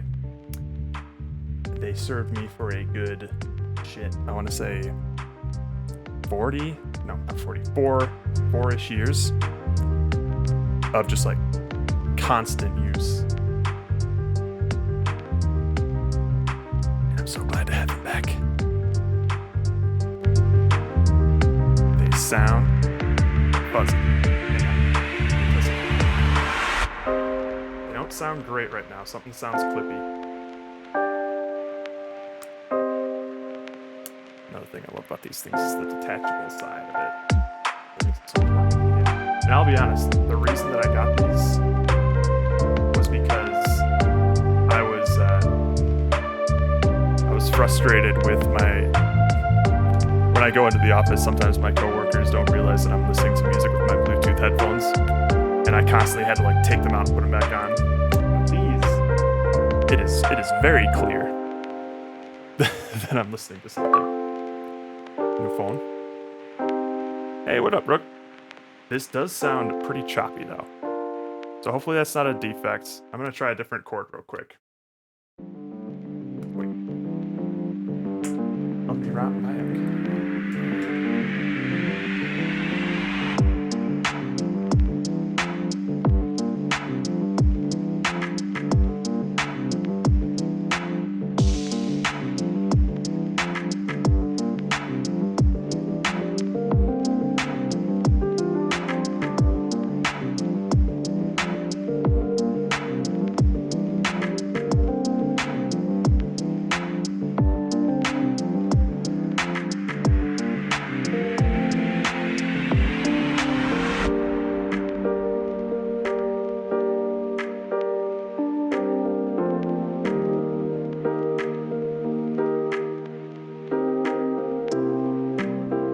Uh-oh. These are sounding pretty bad right now. I wish I could capture what it sounds like.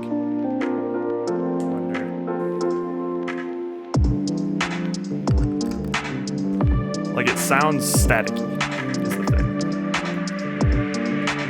It sounds like something's vibrating when it's not supposed to. Oh, wait, no. It might just be my speakers then. Plugging them into the speakers doesn't seem to like that, but this sounds fine. I'll have to see what's up with that. Well, thank God.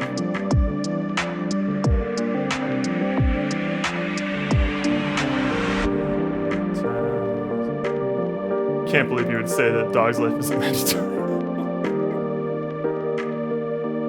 New Sennheiser game ones for my home, and my old game ones are my work headphones. Yeah, and that's the thing too. Is like, oh, this is actually kind of nice. I have spent like the past 3 or 4 years with these on-ear headphones, which have been nice. I've had very little complaints about them, especially like this little part here that I could open and close and just keep like cradled to my head. But even just wearing these for like the 5 minutes that I've been wearing them now, I'd just be like, yep, I'm definitely an over-ears kind of guy. Fuck it. Definitely an over-ears kind of guy. And I would still recommend these. These are what? Sennheiser HD25s. These are super solid, and from what I hear, if anything breaks on them, like you can just replace them piecemeal. Like you don't have to buy a whole new set of headphones. They're really easy to just like repair when a specific part breaks. Unfortunately, the reason that these broke at some point was there's like, so what's nice about them is that I can just fold them up like this and they travel super duper well.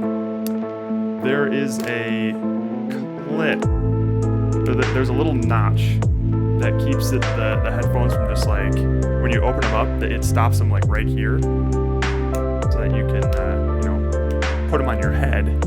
But I think I jerked it around too much one time when I was like 4.5 years deep on these headphones. I was just they were super broken in and well loved, and that little notch just snapped, and so like the headphone wouldn't rest on my ear anymore. So I was like, all right, that's about time to get some new headphones. And that was in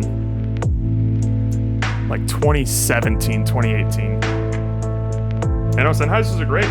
These still sound great. But these just feel so nice.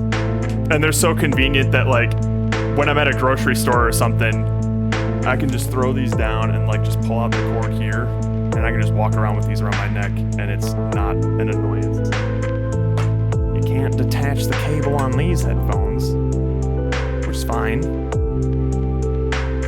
Generally, I was using it while I was sitting at a computer, but I would actually like take these outside and travel with them, and it's just so much more convenient.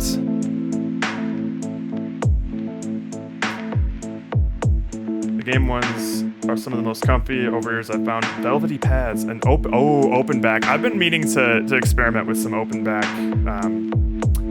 headphones, some open ear headphones. A lot of them seem pretty expensive though. Yeah, dude, open ear headphones are like a whole new experience. When I first played Journey, it was at the video game archive at my college, and they had like a whole TV station set up with the PS3, and I was playing it with open back headphones, and it was just heavenly experience. Oh, I forgot to grab some water. Oh, my blank.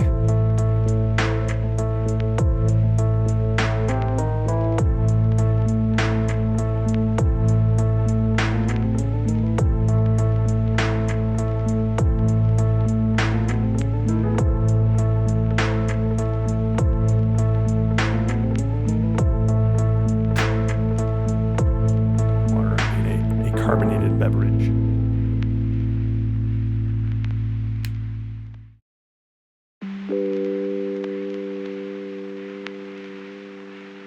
These are like the leather pads, which I feel like leather, pleather, whatever you want to call it. I doubt these are actually leather because they're only like $150. They feel nice for now. It's been a while since I've used pads like these on over ear. But Velvet, those softer pads, which I believe this came with like some spare pads for it, but I never got around to changing them. Those would be nice.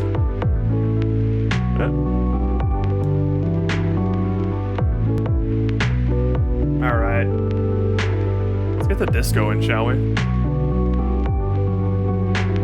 Thanks, y'all, for being patient while I playtest my buddy's game. It has certainly been a while since I've tested that. He's made a lot of progress, which is awesome. I should change the chat, please, disco, Elysium.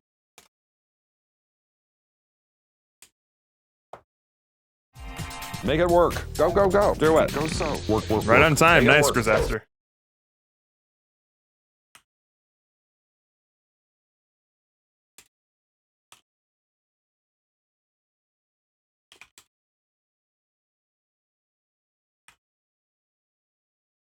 That's fine.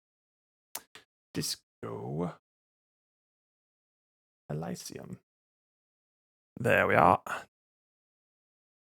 Who did the make it work? What are we doing, Grisaster?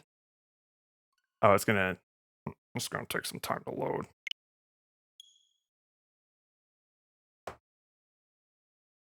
As soon as you can. Dressed to be the prettiest princess in all of Martinez. Well, I can do that just fine.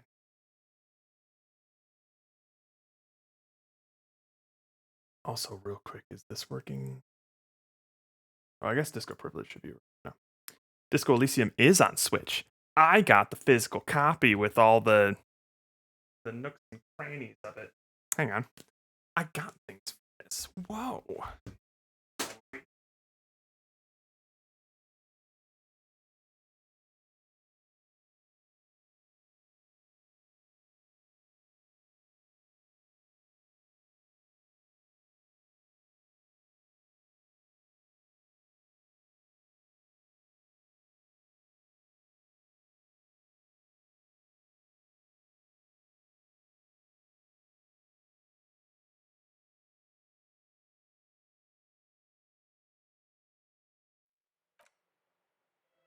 Yeah, my first experience with Disco Elysium was on the Switch just because I wanted something to play over the holidays.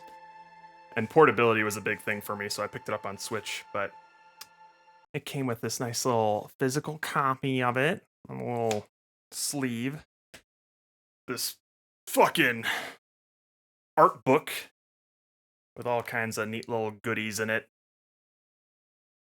It's more of like a GDC talk than an art book. They write so much into this in terms of like what went into the writing, the design, the tools they used, all that fun stuff. They also had a little cloth map of Martinez that's currently hanging on a wall back there, so I can't show it.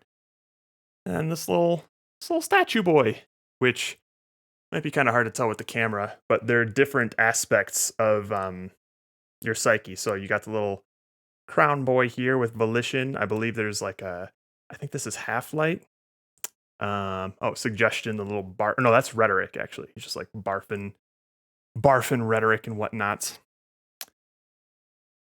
I originally downloaded this game to play at home, and then I liked it so much I went and got the collector's edition because I'm irresponsible with my money.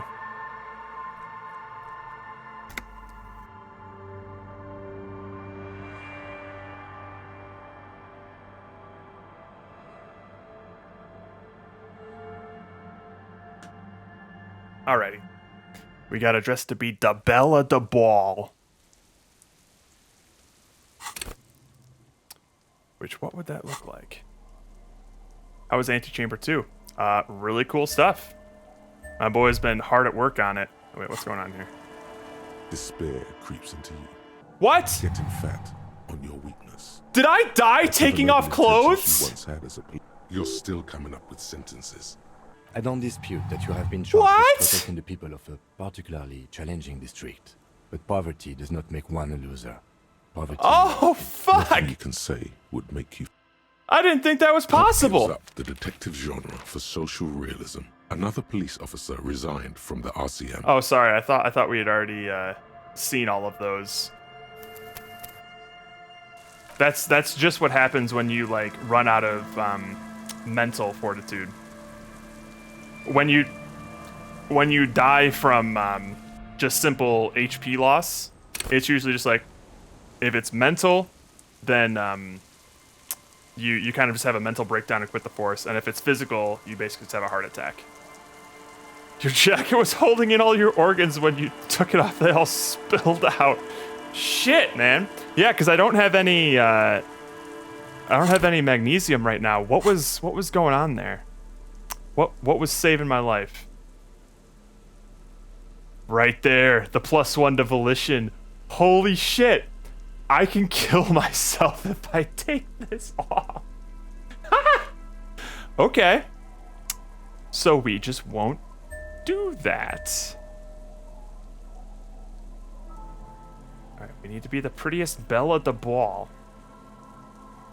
Hey, shut up. I just need to get some magnesium and I'll be all set. Alright, obviously the bow tie. A nice scented scarf. Oh wait, no, we need the bow tie. Is this an accessory? Damn it. Bow tie. That's the most important part. We'll need the snakeskin shoes. Or the red bang. Oh, those look pretty nice. Superstar. No, those aren't pretty Belle of the Ball like. Never mind. That looks way better. Oh, we're looking fly. Oh wait, we got the.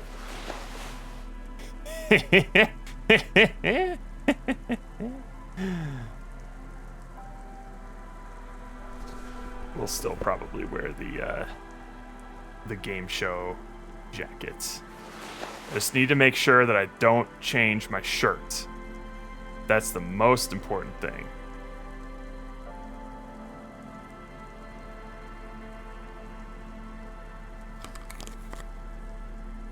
Alright, I need some pants.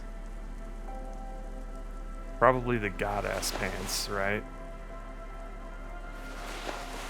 Okay, I'm feeling pretty fly. Alright. This ain't looking half bad. I still look pretty hobo-ish, but, you know. I want a hat. That's a cop hat. Hell yeah. Hobo-ish. Alright, perfect. I need to go get some magnesium stat.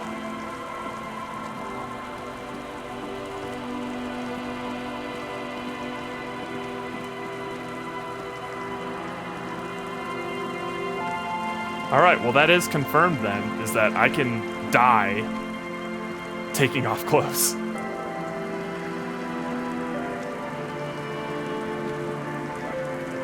Oh, fuck you, I'm gonna get it,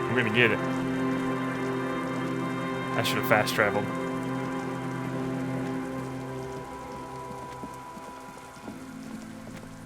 Oh, I think I can make it.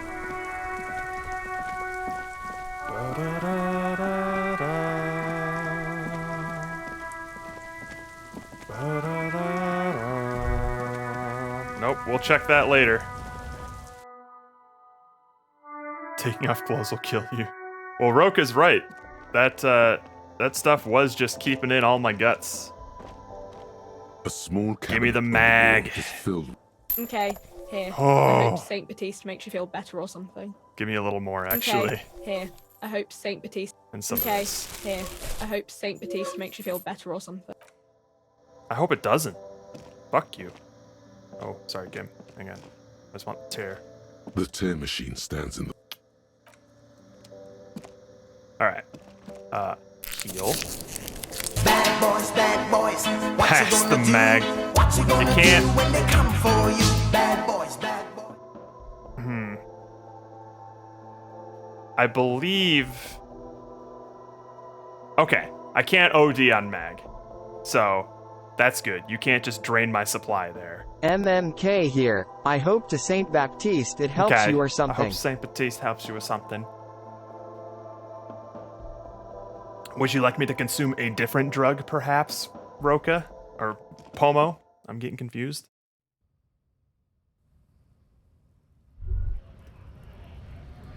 I used the mag, like, Damn, the moment that you, felt good. Your heart's pounding nicely. the moment you sent that. Boys, But bad boys. I can't What you OD gonna on do? mag, What you is the gonna thing. do when they come for you? Bad boys. So I tried to take another one even though I'm at full health, and I cannot. Right. Because otherwise I was going to say healing items don't count as drugs. You can't just make me deplete my supply with like 500 points. Dealer's choice then. We'll see what I have. Should tell people to fuck off more often. Kim, I think I should tell people to fuck off more often. It felt really good. Fuck yeah, motherfuckers. Not as a general rule, but that one was justified. Better to get the lay of the land before telling people to fuck off. Fuck yeah, motherfuckers. That's the spirit. Never forget. The whole world's a wooden house, and you're a goddamn flamethrower. Love it. Alright, dealer's choice. We're already boozing up right now. Which is how we got into our little debacle in the first place. Alright, we got speed. We got more speed. We got some Pyrrolidon. Let's go with some speed. 9 uses? Holy hell. Alright. Boy, it really doesn't like recognizing when I equip that, huh?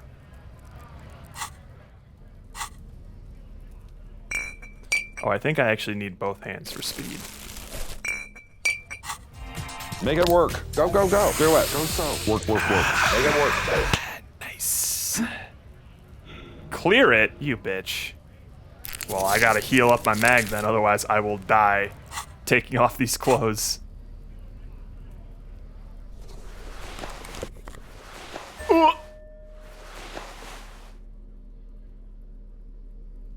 Right, but I took morale and physical damage when I take a hit of speed. So, I had to heal up. Had to. Alright, and there we are. With the one... Man, it's been a while since I've seen that 1 bar of HP. That is so harrowing. I am like loaded up on endurance. I got, I think, +2 from the alcohol, and I'm already at what, 4, I think? Yeah, 4 for endurance. Ha! So I just have 4 HP physically as a baseline. That's good shit. Perfect for punching objects. That is true. My pain threshold is also one of my highest stats for some reason. And I'm also part of the, or I'm considering becoming a part of the anti-object task force. So, you know, that's only going to take another hour. All right. Let's see what we want to do today. Ask the scab leader about the tattoos. That seems like a bad idea. Roam the streets to sniff out some comrades. Oh, that's right. We need to find the passphrase to Steban's meeting before the meeting happens tonight. Man, what's going on with my objections? Oh, okay, fine, whatever. Let me just real quick check my actions. Objection cleanup, objection random. Yeah. Can I test this? Oh, OBS not connected. Mother fuck. Why does this keep not... Oh, did it change again? I really need to have like a static IP for these WebSocket servers. Yep, my IP address changed again.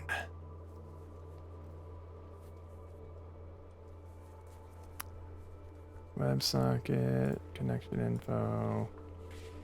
Give me this. Go to here. Paste that. Connect. Save. Alright. I'm assuming, Pomo, you want me to go ask the mercenary man about his dead comrade's tattoos. Is that correct?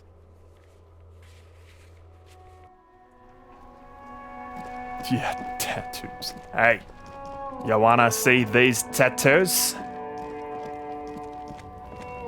I BRB like an hour. You got it, boats. Oh no. What is this? There it is again. That spectral smell. Do I smell a commie? This industrial harbor. And it smells like heavy fuel oil, mostly. Because it's an industrial harbor. Years of turmoil, of hopes and dreams, ground beneath the inexorable tides of capital. Inexorable Tide is a good magic card. Testing, testing. That sounds fine. Okay, cool. Whee! Let's turn it up just a little bit. Alright. Sniff it in. Can you smell it now? You inhale. The cilia along your olfactory epithelium tingle with excitement as they sift through the swirling morass of industrial odors. First come the smells of the agitated strikebreakers, layers of body oil and sweat, over-buttered meals pulled from bake-like lunch pails, the biting stench of lye soap. And then there's the slowly oxidizing metal gates, the scent of stale grease emanating from every crack. I feel like it would be hell to have this much of a handle on my sense of smell to where I could identify every single scent that I walk past. That would be akin to being able to like hear anyone's thoughts as they passed by. Like with or without your consent, you would just hear them. To be Still smelling that for aware of communists, your detective? surroundings sounds awful. Yes, I am. Well, I'll be over here when you're finished. The lieutenant nudges something on the ground with his foot. What the lieutenant thinks is irrelevant. Your politico-olfactory cortex There he is. lighting up like a holiday display. Look, it's pointing you right to that railing over there. You mean from Manana? Yes, now's your chance to establish contact. But be easy about it. Communists have been known to charge when startled. Okay. We'll have a conversation with Rhino Man just as soon as we ask this dude about his dead buddy's tattoos. Right to work! Right to Shame on you! The ostensible leader of the Strikebreakers chants furiously. Are you a mercenary hired by the Wild Pines? Hell no. I'm just an honest scab. I won't have talk like that around here. You understand? His neck muscles tense up. The veins on his neck bulge. Be careful, he's holding it deep in. But there are things there that you don't want to meet. It just has to be said. That was not a convincing line. Hell no, I'm just not a scab. That didn't sound too convincing. Say very quietly. Is there a tribunal being convened by any chance? Fucking He breathes out slowly, his giant chest deflating and his mouth slightly open. A punch is not imminent, but it's being cocked. Oh no. You hear a tiny rattle, a small radio, cracking somewhere. An earpiece. I'm going to interpret that as a yes. There's a tribunal, and it won't be long until it's ready. How about you fuck off now, huh? Oh shit. Okay, of course. The lieutenant says, his voice a soothing calm. He looks at you. Fucking loincloth. He stares you down mutely for a second. Loincloth? Now you see, that's not really what a scab would say, is it? Better not to press the issue further, sire. He seems tense. Okay. The man's breathing steadies, but his eyes are still narrow. Slowly, he's trying to get his right-to-work dance back on. Per Pomo's request, I think you may be able to help me decipher some tattoos. Don't think so. He grunts, barely glancing at it. They were on the body of the man who was hanged behind the cafeteria there. Give him the photo. It was on your colonel. Give him the photo. We're investigating a murder. These tattoos were on the victim's body. Give him the photo. Of course, yes, forget about it. Let's discuss something else. Alright, are we gonna go hard on him? Just like say, yeah, this was your buddy. Or, hey, this is just some guy. We're just some honest people looking for the... 3. We're investigating a murder. These tattoos were on the victim's body. Give him the photo. Well, I don't know. What are we doing? Do we pretend like we have no idea he's involved in this? Are we straight up and saying like, we're investigating the murder, or it's like, this was on your partner. You should know. Number 3 is very clinical. It's just like, we're police, we're investigating a crime. These are on the victim's body. We can't do number 4 because Pomo told us to do this. He used his privilege.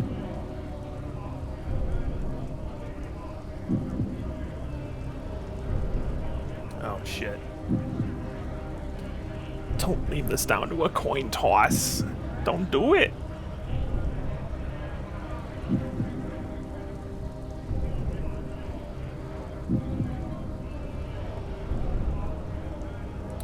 One person can decide the fate. Otherwise, it's going to be left up to fate itself. Oh, you vote 3? You and your broken Twitch. Alright, number 3, my lord. Silence. He takes the photo. Grey eyes dart back and forth on the glossy surface. His face is unmoving, hard as a stone, but beneath it, Fucking loincloths. Really did him in. After a while, he cranes his head side to side and sighs. Loincloths? Yeah. he's clenching his teeth. There is silent pressure behind them. Can you tell me what the tattoo means? What it means. He points to one tiny star in the web of lines, away from the man's heart, almost on his stomach. I can tell you what this one means. Only one. He squints at it. You want to hear what happened here? Yes? Our colonel is deep in the bush here. Deep in the fucking bush. In Benito, 41. Monsoon season. He's on a reconnaissance mission. Benito is Oh, one I'm of probably the not gonna inhabited like islands this. of the Seminoles archipelago near the Pale. Covered in jungle, it was anchor point for the Seminese nationalists in the proxy war held on the islanders' territory. He spent a month behind enemy lines, scouting kipped villages. Nothing but fucking bugs and snakes for fun. Men are getting restless. There's talk of switching employers. He licks his lips as if drunk suddenly. With some strange emotion. This is about to get really graphic. Oh, Last moment, back jeez. on. Go for it. Our boy. He's only a captain then, but he knows how these men think. If they don't see action soon, Oh, no. His voice gets strangely quiet, a long, long way from right to work. His gaze pierces the paper. at dawn, he comes upon two kids, breeding in the bushes by the river. Or maybe they weren't breeding. Maybe they were just making eyes at each other. I like to think they were breeding. Uh-oh. We shot the boy. He was useless. Oh, But the girl, God. she was nice. A little fat, you know. But not too old. Oh, what the fuck?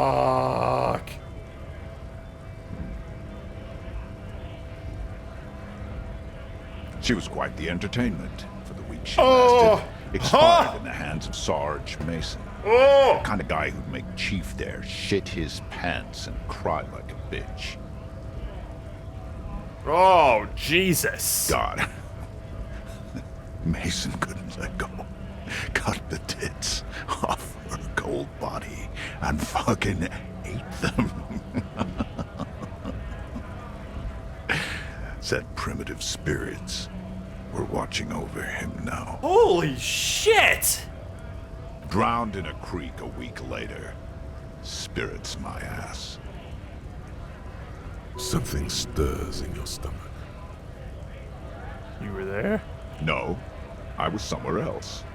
That's just a guess as to what this one little star on his belly might be. I'm just a bouncer. You're not really a scab leader, are you?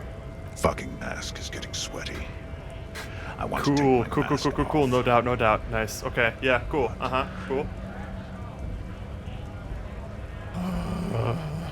Can I have that back? Go ahead. Oh! All right now. Keep the goods flowing! I didn't like that. On the photo in your hands, the dead man's skin is studded with stars. Tens, hundreds of them, littering his dead skin. Good lord. Thanks, Pomo. Fucking Christ. Hi, Mignana. Hola, Wandering Man. How can I help you? I don't think I can be helped at this point, my guy. I think I just need a moment. Fuck. Jesus Christ.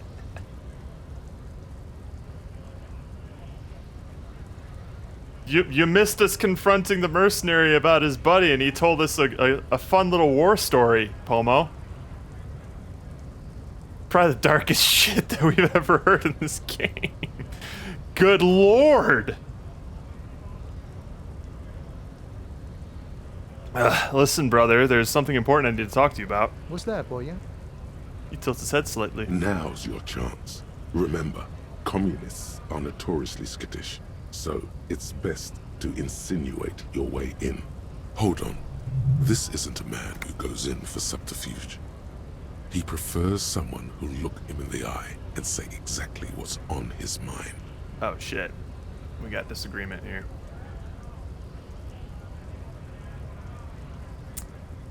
I'm looking for some people who know how to really grind a sausage, if you know what I mean.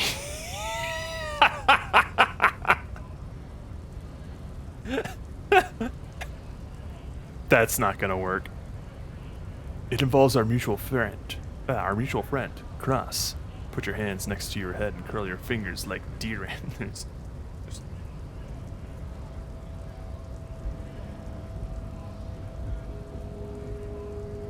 I'm investigating a peculiar smell, one with Revolutionary implications. I believe there's a cell of radical communists operating in Martinez. Can you help me find them? That's probably the one that would actually work. Now, that is an important subject, but also a sensitive one. Still, good of you to just come straight out with it. No beating around the bush. He smooths the twin bars of his mustache. Yes, he certainly has a way of just coming out and saying things that normal people wouldn't. Yep. So you've given up copying and now you're hunting comunistas. Care to say why? I'm not hunting communists. I'm trying to get organized by them. I'm on a sort of quest to develop my political potential, and I need their help. Honestly, I had a weird dream, and now I need to get to the bottom of it. No, we're not hunting them. We're trying to get organized. Oh, I see. He gives an exaggerated wink. I wish I could help. Unfortunately, I don't know many comunistas. I thought you union guys were all communists. Some are, some aren't. It's a big institution, room for all kinds. Comunistas, feminist supremacists, even an anti-institutional boyadero. I mean, I guess you guys do have Measurehead over there. Alright, so if he isn't personally a communist, he's definitely hanging out with them. Ah, but you know, I did meet a genuine ideologo a few months ago. Perhaps he's your guy. Did he say his name was Steban by chance? Didn't say anything about his name. Wasn't this sort of encounter where names matter? How'd you meet him? It was late one night as I was leaving the harbor. He was waiting on the corner in a bright white jacket. Classic Sarameritian style. He asked me for a light. We shared cigarettes. Then he asked me if I ever thought about getting into some of the extra physical branches of communism. Hang on. What does that mean? Extra physical branches of communism. No idea. I took it to mean he was asking me to join some sort of underground cell. Ooh, a fight club. A very old school organizing technique. The sort of thing comunistas used to do before the revolution. What did you tell him? The same thing I always tell people who try to press some claim on me. I said, every boyadero rides alone. Yeah, thanks for that experience, Pomo. Really, really appreciate it. Neat. Neat story. Very neat. Okay, how do I find this guy? I couldn't tell you. Once I declined his offer, we finished our cigarettes and he disappeared back into the night. Just before he melted into the shadows, he turned to me and said, "Remember Dobrava and Abadanais." Bless you. And then he was gone. Who are Dobrava and Abadanais? I don't know. Guess not everyone remembers. A tight half smile crosses his face. What do you think it means? Been wondering about that myself. Some comunista inside talk could be. Not meant for the wider public. They love that kind of thing. You'd have to ask someone who knows the ideologo personally. Lieutenant clears his throat. Not to interfere in your personal errand, but it might have something to do with that passphrase Cindy mentioned earlier. Oh, that's the passphrase, isn't it? Wait, what was that about again? Oh, right, good thinking, Kim. I was totally about to say that. That's really dumb. You should feel embarrassed even suggesting. No, we're not doing Kim dirty. I was totally about to say that. Of course you were, detective. Apologies for interrupting. The lieutenant smiles to himself.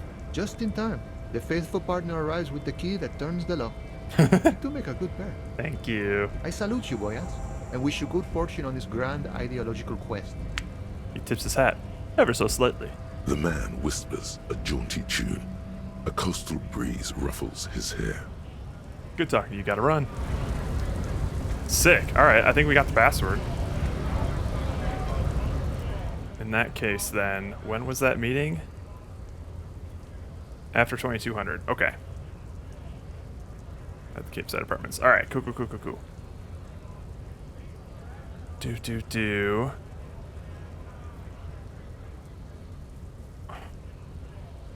Wait, return to the dead body with Kim. We did that. We did all of that. Right? Make it work. Go. Do it. Go so. Work. Make it Hold the work. phone.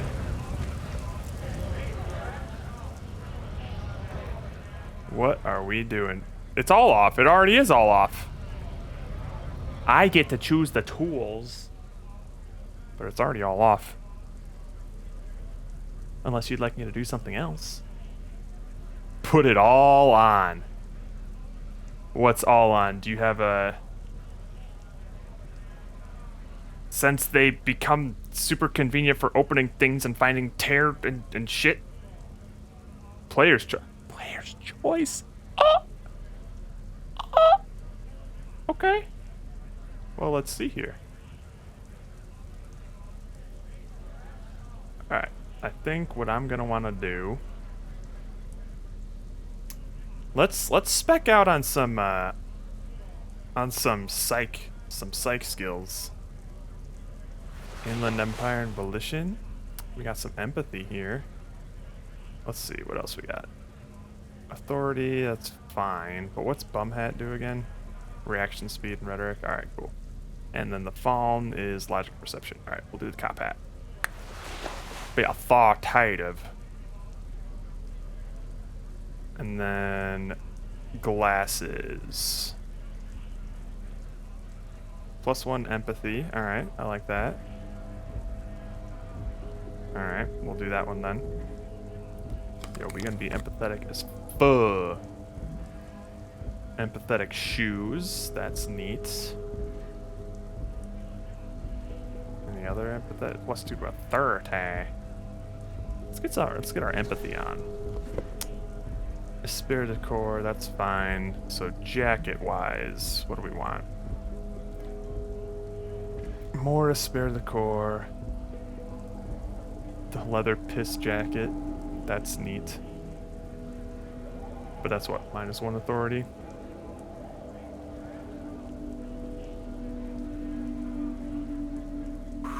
+1 to volition, -1 empathy. No, no, no. Ooh, +1 to suggestion. Okay. Let's throw that on. What do we got shirt-wise? -1 to suggestion. No! +1 conceptualization, physical instrument, logic. Drama. Alright, I think we will... Yeah, we'll do the... We'll hide a little mesh tank underneath here. Savoir-faire, electrochemistry. We don't have a lot of pants.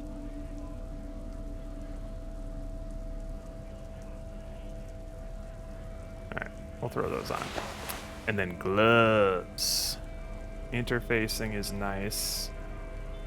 Electrochemistry is fine. Half lights. Alright, we don't have a lot of gloves. Yeah, we're doing the armor gloves here. Hey, we don't look too shabby. +2 to empathy. Look at all that psych. Let's go. Please, please, please, please tell me that I didn't load a bad save. Because that would be really upsetting.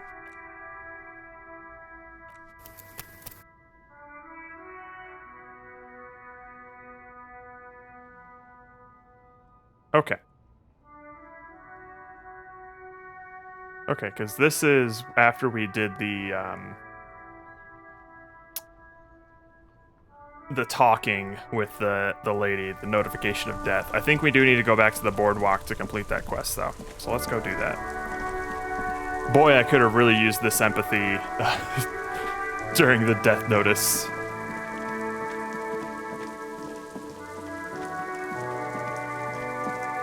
My boy must be sweating like a motherfucker in his new threads in this rain.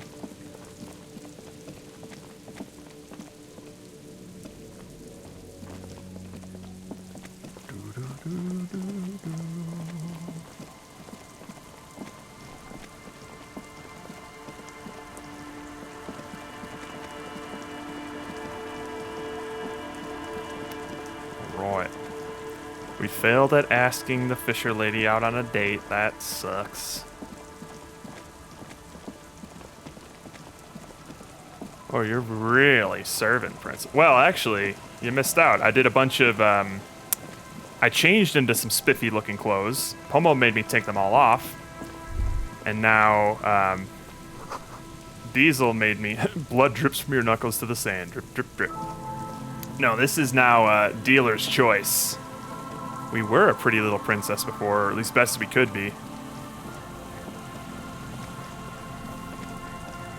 I was all spiffy and sparkly. Oh. It's Bad boys, what you gonna do? What you gonna do when they come for you? Bad boys, bad boys. What am I doing? What am I doing, Pomo? Moonshine, probably. Smells like tasty fermentation. Oh, is it 3 per stream? Speed. I can't take another speed, but I'll speed it up if you would like. After I dose down again. But since I already have speed in my system, it won't let me take another dose. I can ingest a different drug if you would like. I tried, man, I tried.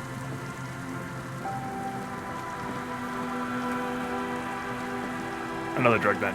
We have alcohol and pyrrolidon, I believe. Yep. Alcohol and pyrrolidon. One gives me plus psych, minus health. The other one gives me plus 2 physique, minus 1 morale. What'll it be? Alcohol? We'll booze it up. It really doesn't like to recognize that I'm gonna booze it up, does it? Booze me. That good shit. Now give me my tear bag back.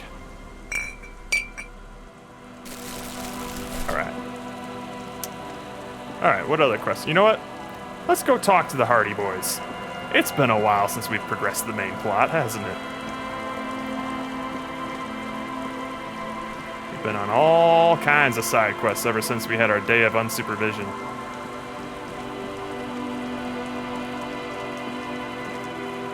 Is there anything in here? The trap is full of locusts, but they seem weak and unhealthy. A few lie on their backs with their legs twitching. Still, no phasmid. Poor things.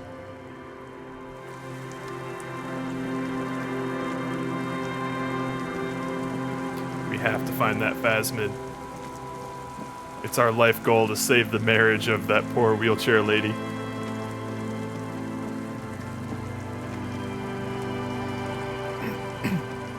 That storyline was so sad. She's just like, I'm not even sure if I saw it. But my whole marriage was built on how excited my husband got when we first went out on a date, and I told him that story. So now I can't take it back? Wait, can I call Ghost Lady again? Do I have the volition for it? Call box Damn. with a matrix of push buttons lists all the companies in the East Delta Commerce It's not Center. even that hard of a check. I just failed it when we tried.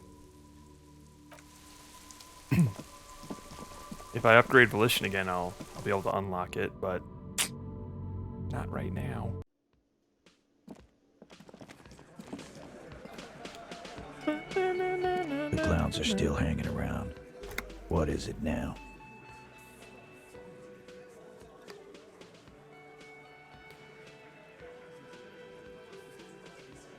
So, all of these things, a lot of these things are stuff that you could talk about to increase your chances of getting him to open up about Clausia. But since we fucking ripped that double 6, it saved us a lot of work. There's an old catatonic lady in the old fish market on the other side of the bay. She needs help. What's that, Copper? You want us to help little old ladies now? You're local law enforcement, aren't you? Helping troubled civilians should fall under your jurisdiction. Yeah. We'll send someone out. Who is? Wait. It's the pigs, isn't it? Yep, her. God. Poor lady. Yeah. Don't worry. We'll handle this. I think she got some family in Kuron or something. Bastards left her alone when she Aw. got sick. We've been getting complaints. Hey, wasn't Everott's B team looking for her the other day? They said something about her, I don't know, finding something? Definitely not my gun. Yeah, I think you're right, Gene. She have something of yours, Big? Nope, she didn't have anything of mine. No? Well, whatever then, Copper. Yeah, that's the problematic thing, Diesel, is that like they're all admitting to collectively murdering this guy, presumably under the pretense that like we can't arrest all of them, which they've proven that we can't. So we just got shot in the fucking head when we tried. However, they did piss off like a squad of mercenaries with legitimately just like bulletproof armor and automatic weapons that are slowly turning into a powder keg and are about to explode all over these boys' faces. Like, it's not... It's a complicated situation. Because clearly they're like the collective Batman of the town, right? Like the law enforcement in the absence of actual law enforcement. They have the town's best interests at heart. But when those best interests go against a bunch of armed ex-military people, shit's gonna start going down. No. They totally said what it was. What was it? Anyone remember? Well, that's the thing, is it wasn't... Klaasje is at least maintaining that it wasn't sexual assault, that it was consensual, and they were just, party partners and just doing what they do best. She might be covering something up, but that's currently their story, is that this man sexually assaulted her, and so they killed him for it. But she's maintaining that that didn't happen, which is one of the lines of dialogue that we're going to have to pursue in this. I don't remember. I was fucking drunk. Let me know if you figure it out back there. Now, anything else we can help you with? What's her name? Her real name? Auntie LaPlante. We always called her. Something LaPlante. Marianne, amigo. Marianne Amigo LaPlante. Fuck you, pig. What the fuck you are playing at, huh? Easy, Al. Don't let him get to you. Have one for Auntie LaPlante, huh? Don't disrespect Miss LaPlante, Copper. She's good people. We all get a little crazy sometimes. Who was she? Was. Like before. Just an old lady. Her kids moved away years ago. Never come to visit. Never took her calls. She gets out every now and then. She did right by lots of us when we were kids. Aww. Always was a little off. But still. Us kids? That must have been ages ago. She was better then. Dementia's a scary fucking thing, The man. children kept her together. How'd she get like this? Get wanted to be a cop, you mean? Well, shit. I don't actually know. Anyone know why she started acting like a pig? No fucking clue. It's gotta be the crazy. Who'd want to be a pig? Someone who wanted to set the world right before it ends. Ever think of that? More like, who wouldn't? Cool uniforms, fast machines, packing heat, sign me up. Law enforcement is a respectable occupation, sir. I can't but feel partially responsible for the unhealthy culture that poor woman latched onto. I'm sorry. You are already signed up, Cerdo. This guy is seriously damaged. Yeah. Yeah, I am. Don't worry about it, Al. The cops want to dress up and play policeman. Let them. We'll keep doing the real work. Where'd you get all the cop gear? Dunno. She lives by the water. Shit washes up all the time on the beach. Police paraphernalia doesn't just wash up on the coast, people. It's not like we dump it at night. She bought it, collected it. Thanks for helping us with this one, Titus. No problem, old cop man. We take care of our mentally ill here in Martinez. Ain't that right, boys? Sure enough, we're the real heroes on these streets. All right. Yeah, here we go. Klaasje said she wasn't raped. Fuck. I knew that fucking whore couldn't be trusted. Oh, shit. The big man's eyes and veins bulge. You've hit a nerve. Oh. Titus is furious. No, more than that. The loyal Titus feels betrayed.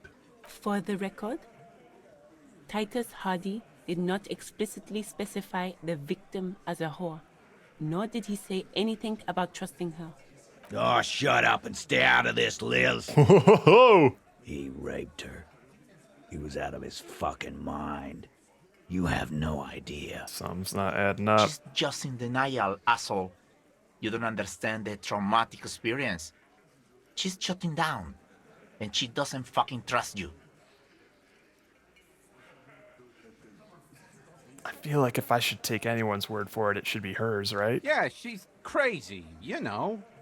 A crazy bitch. You Uh? know the type. She's fucked up. Shanky? This is a diversion. Stay Whoa. on track. Cut the bullshit, she told me the truth. Lawman, I'm at the end of my goddamn rope with you. I fucking told you not to push her. His hands become fists.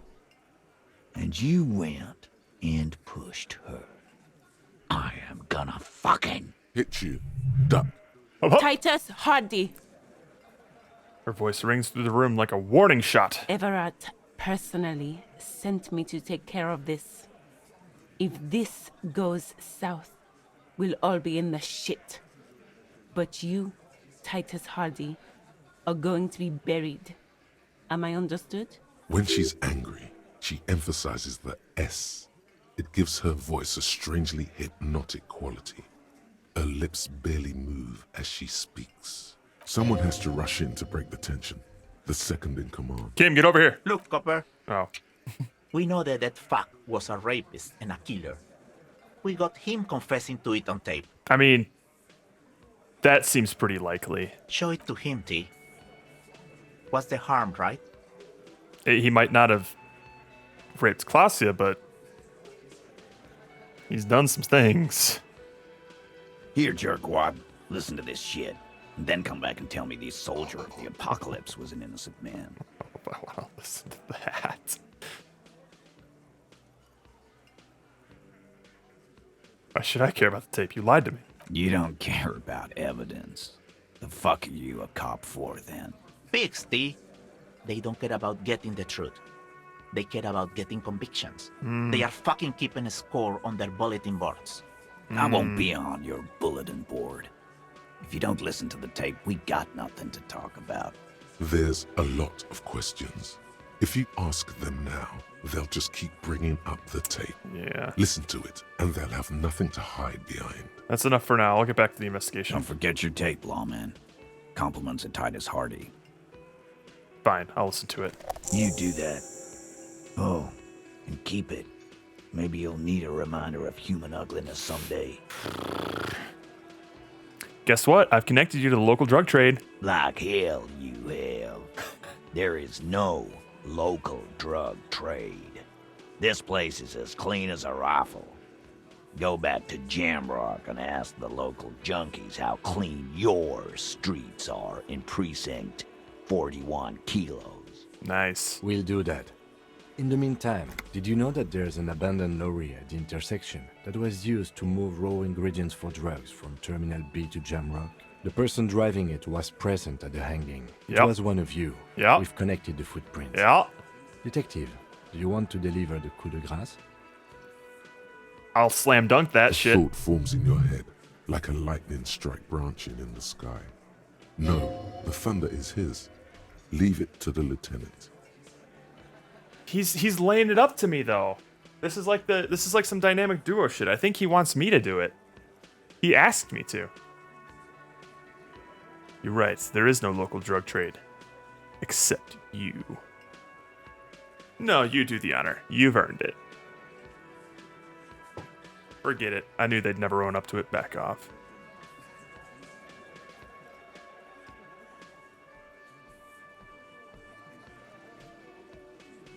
I think this is a bonding moment. I should slam dunk his layup.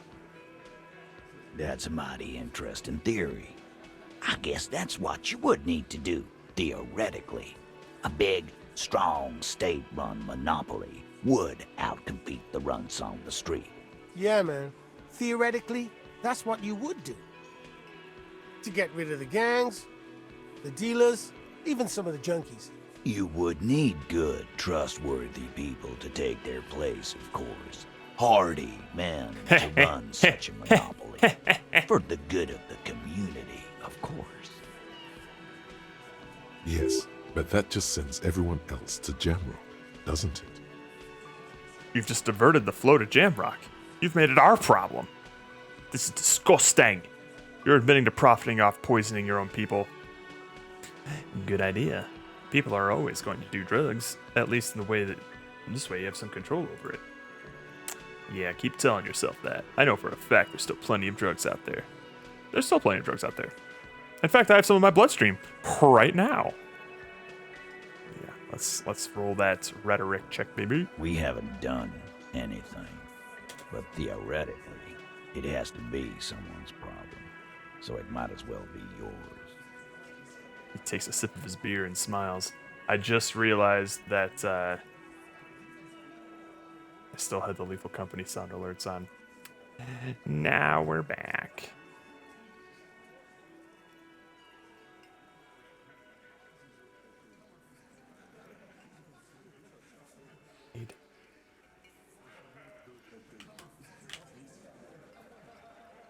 This one back. Nanomachine, son! Yes, add it. Of course. Alright. Titus, I'm amazed. Where is the same professionalism when it comes to other topics? You're doing great. I hardly have to interfere at all. I don't know, Lizzie.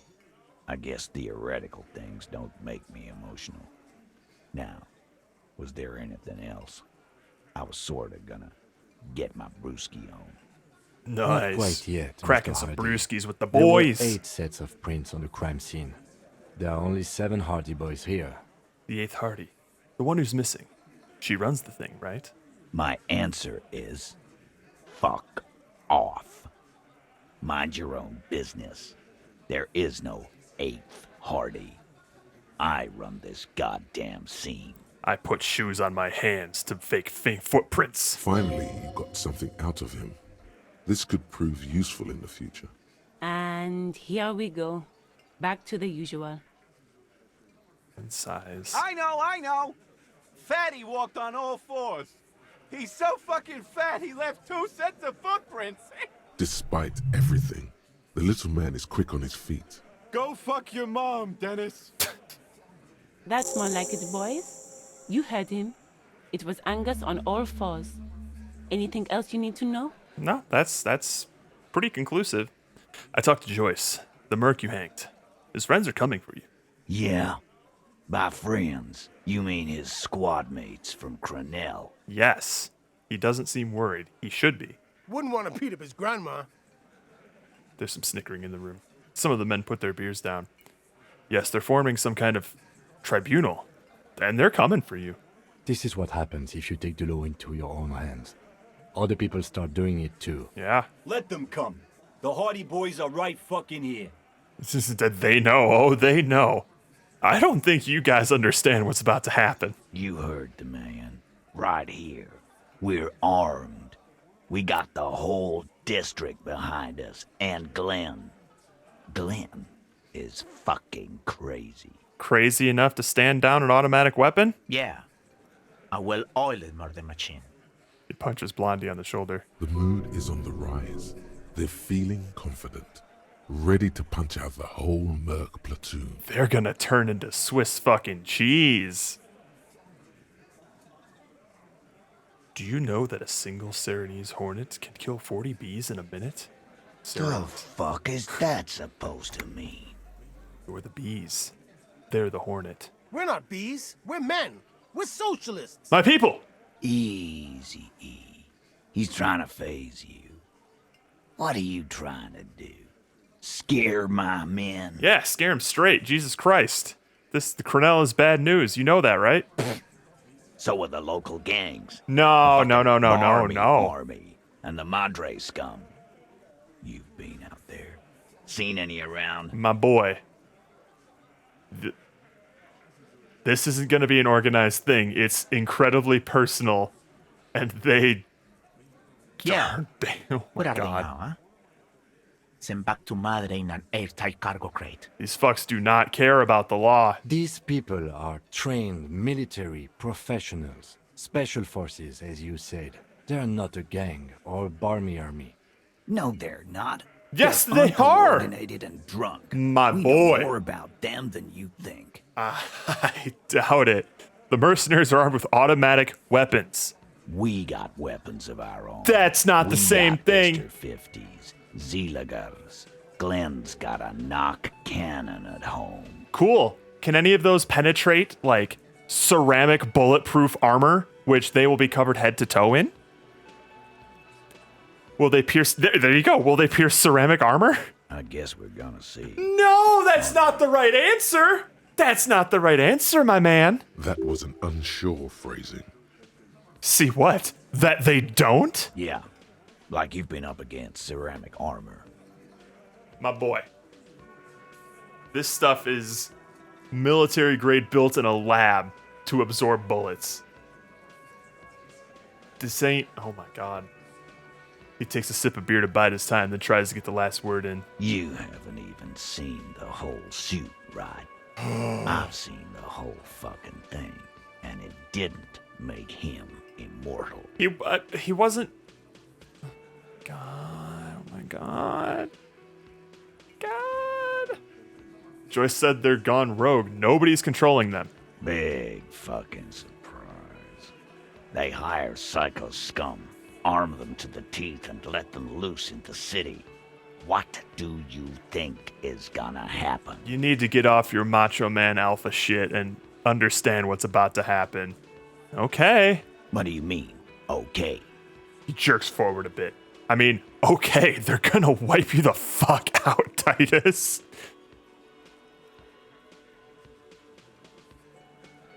No, they won't. Yeah, they Get out will. of here with your negative energy. Oh, God.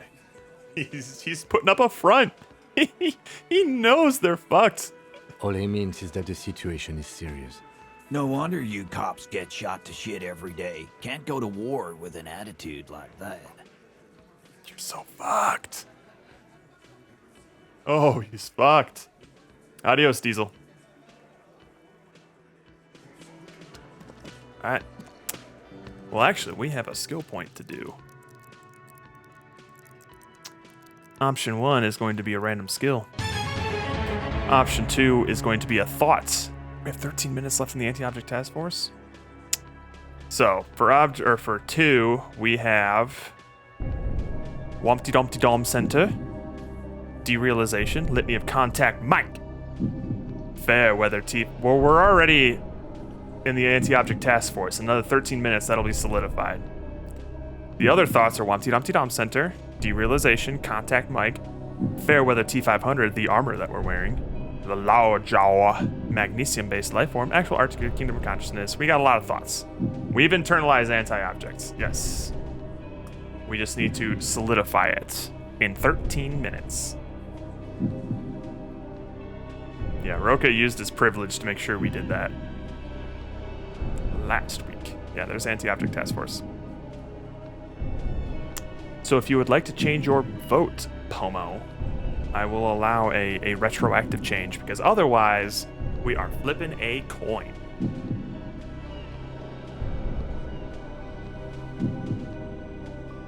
What's it gonna be? What's it gonna be? You changing your vote, or are we flipping a coin? Alright.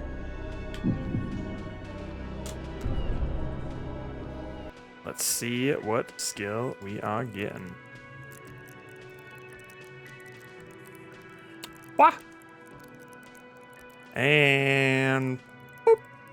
5. Oh my god. Are we putting another... We're gonna max out conceptualization. Are you kidding me? Jesus Christ, we've hit it 4 times already. Holy shit.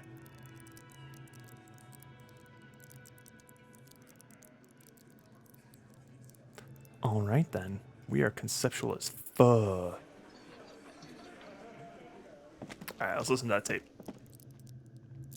Fascism, communist, racist art. Well, did you see the wonderful mural that we painted, Pomo? It's beautiful.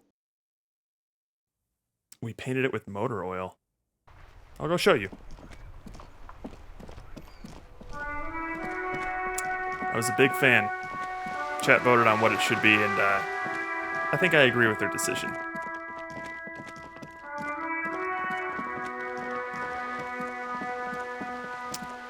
So here it is.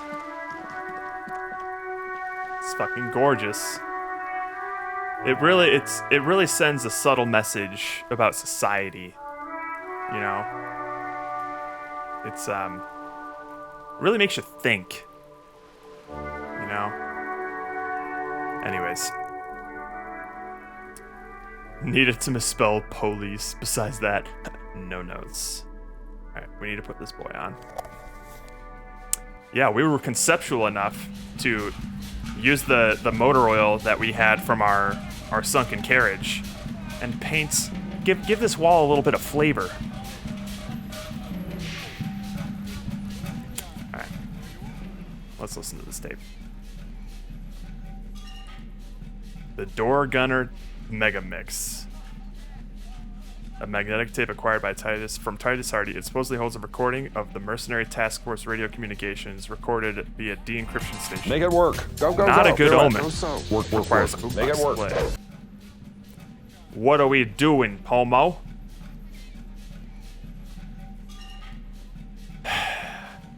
Wait, hang on. I want to make sure this doesn't kill me. Alright, we'll be good. Adios, Pomo. Yeet, yeet, yeet, yeet, yeet, yeet, yeet. Alright.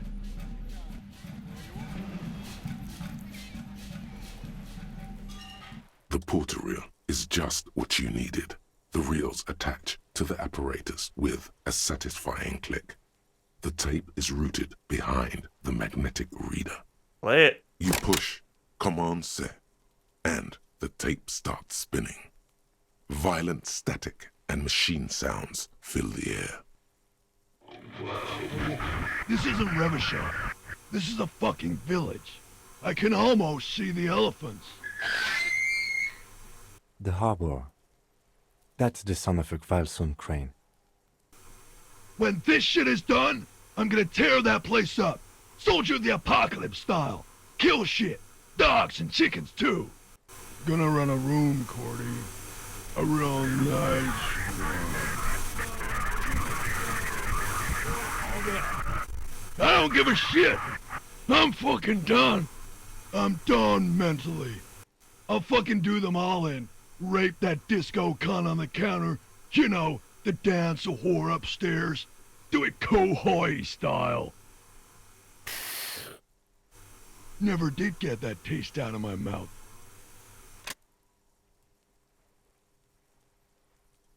Click and silence. The rest of the tape is empty. The lieutenant presses the button marked Arrete on your porter reel. The tape stops spinning. Hoi, hoi, hoi. What was that at the very end? Silence? End of recording. What do you think? It seemed authentic enough. Probably recorded off the shortwave, then edited to seem more incriminating. He sounded like he was on patrol around the harbor walls. I agree. He also sounded inebriated. I think he sounded alright, just letting off some steam. I don't know about that. Still. The lieutenant looks at the tape. You're familiar with this look now. It's his look of suspicion. Who's this Cordy? Corty could be short for Cortenard, one of the other mercenaries, the one he was talking to. Probably the mountain at the harbor gates. Mr. Right to Work. What's Kohoi? A village on the Samaran Isola, in South Safre. Grad committed war crimes there, the kind of thing he talks about. You think he was there? Who knows? Maybe the tattoos would have an answer. We would need to know the story of this man's service. A symbol of Soldier of the Apocalypse style conduct in a civil environment. Okay, what now? I think we've got a few more questions for class here, don't you? This seems to contradict her testimony. Yeah. At least to some degree. As you take out the tape, the boombox tunes itself back to the cheery radio again, spewing out beats like it's a Friday night. I didn't just hear some disturbing shit. What's up, boats?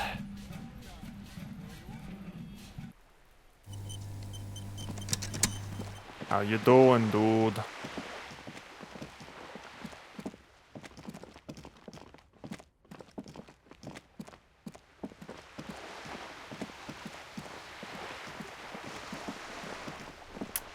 Okie dokes. Good, just got home. Do not tell me. Were you out working? Oh my god. Yikes. Glad you got home. You're out on like the Pacific coast, yeah? So it's like what, 8 p.m. for you? Sheesh. You see a heavy steel door with a prominent dimple lock. It's painted blue. The door does not. The cobalt blue. Old cobalt paint. Damn. Alright, Glacia. Let's see what's going on with you, girl. All the way in Pacific, Wisconsin. Sorry. How could I forget?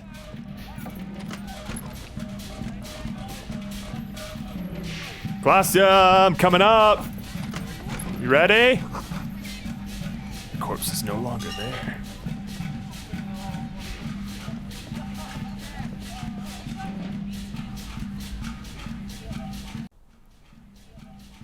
What up, Classy? You won't believe the shit I heard.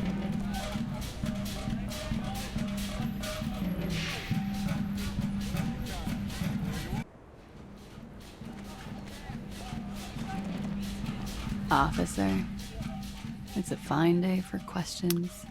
Oh, I don't know about that.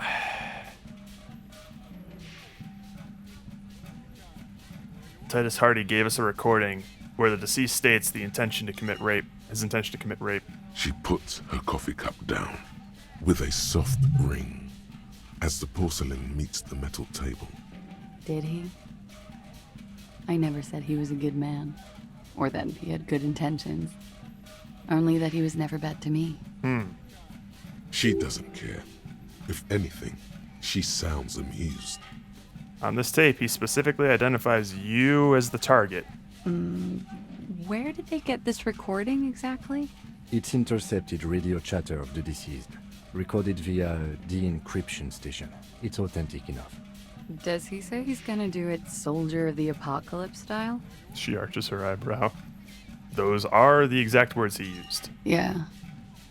That was practically his pickup line. She picks the cup back up. Did he say whores a lot? Was he pretty much on the verge of doing it Kohoi style? Kohoi was mentioned. He wasn't actually there. He didn't do a tour, or at least didn't tell me he did. Would have been overkill anyway. He lived his own little Kohoi. It wasn't his everything.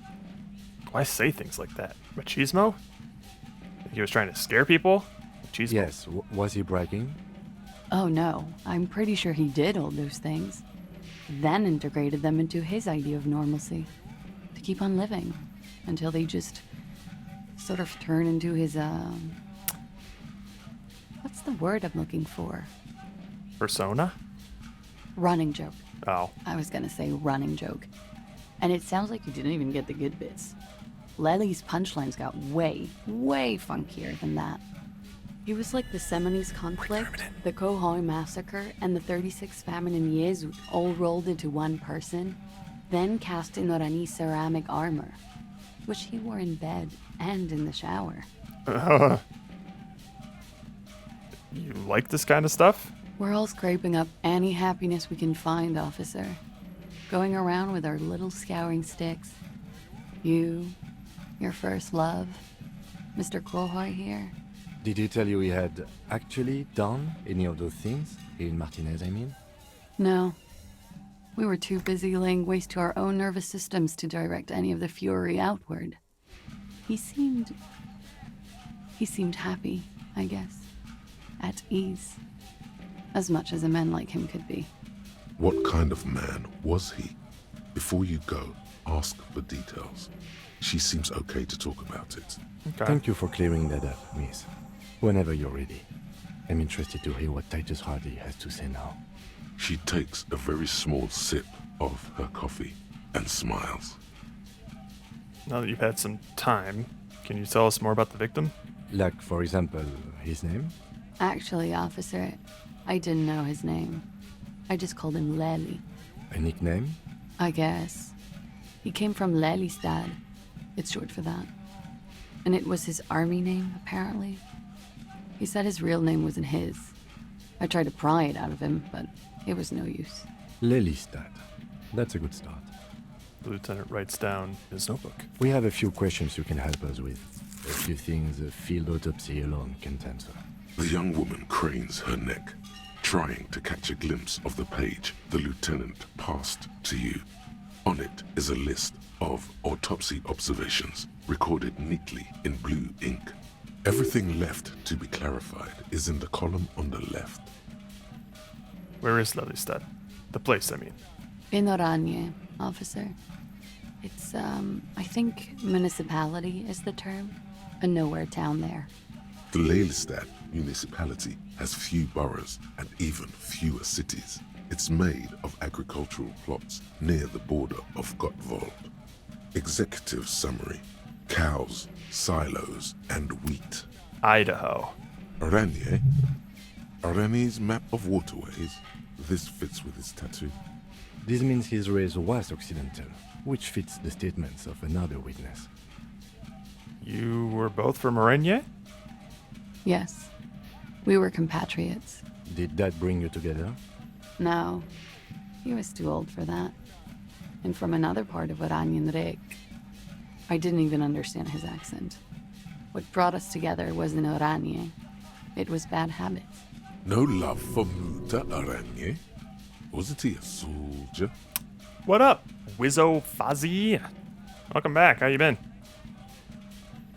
A military. Nah, I don't need to get political. The young woman is smiling, still, about their bad habits. How old was he, miss? He was 42. 42? Are you sure? I would have had him above 50. He had many scars that made him appear older. But no. The memory makes her smile. We even celebrated his birthday, like, some weeks ago. It was a funny 2 days. He had little reason to lie to me. Right again, officer. The lieutenant taps his blue pen at you, as though assigning another point. Points are good. Have one, you old dog, before we all die. I gave Harry a southern accent when I played this game. Was he a rootin' tootin' deputy? Was it like a low southern drawl accent? Or was it like a cartoony cowboy accent?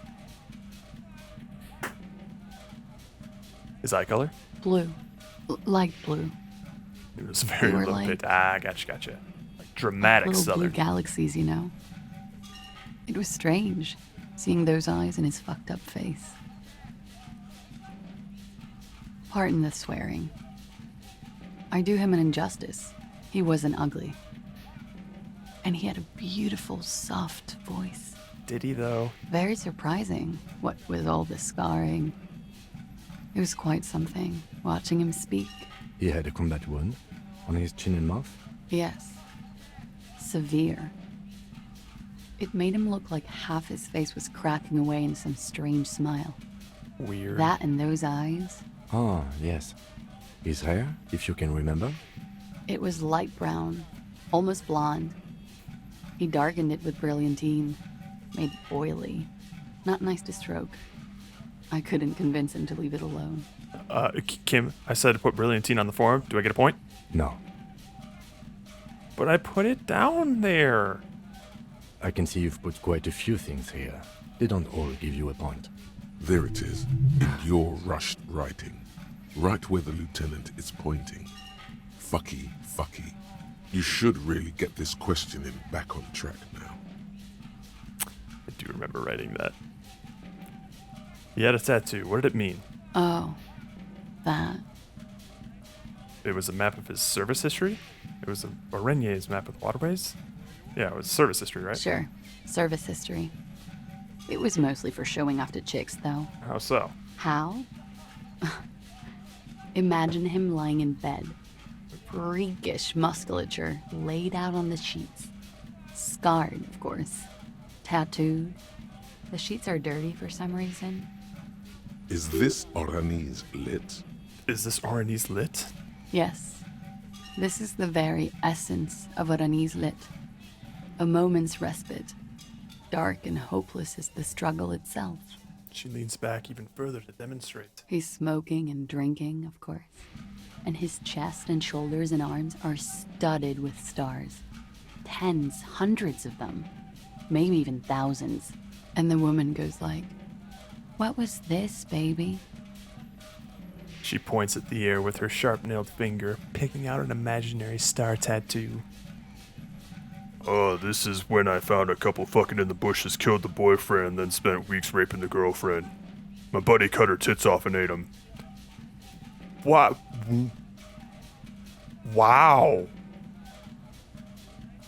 Wow. What's this one, though, baby? And he says, "That was too hardcore. Don't ask me about that." So she goes, "Okay, but what's this, baby?" And he's like, "Saw some bat shit there. Killed some loincloths." And so it goes. Star after star, port after port, third world country after third world country. And he's done horrible things in every single one of them. You were the woman in this? Oh yeah. Can you tell us precisely what these mean? No thank you. Fair enough. I've seen enough of him dead. Fair enough. I can tell you what they meant without looking at them. She pours herself some more coffee. Go on.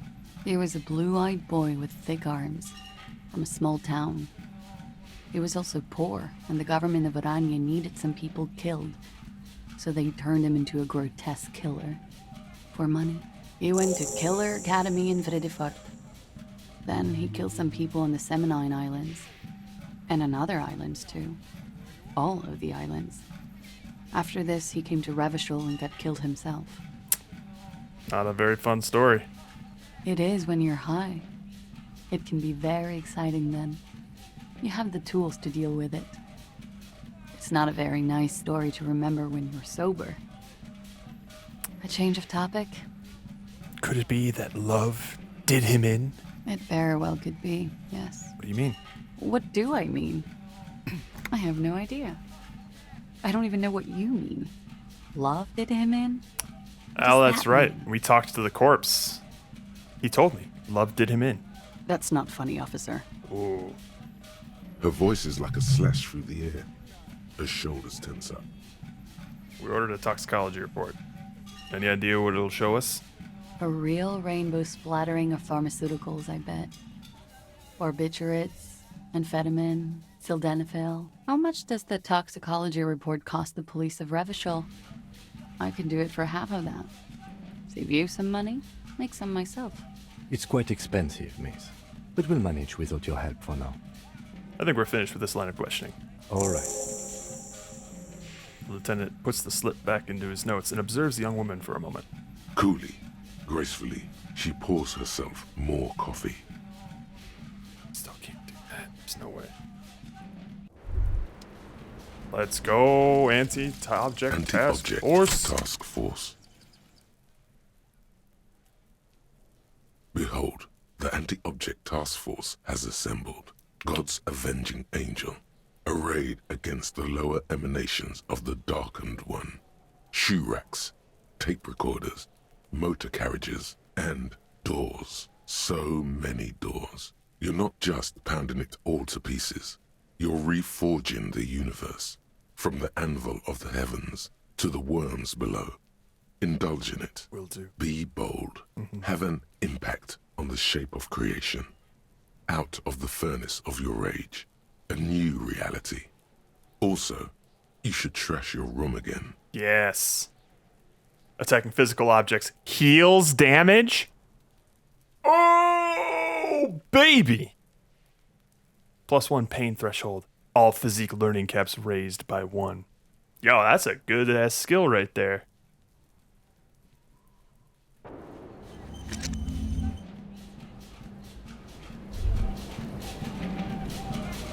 Wait, stop. That man, bloated beyond all recognition, was 42? That's what she said, yes. Below the damage, the weeks of decomposition, all the swollen indignity of mortality. He was 42 years old, Where's this going? How old are you? Oh. That's where this is going. 45,000 liters of raw alcohol has left its disfigurements. What lies beneath, you wonder? You could ask either one of them.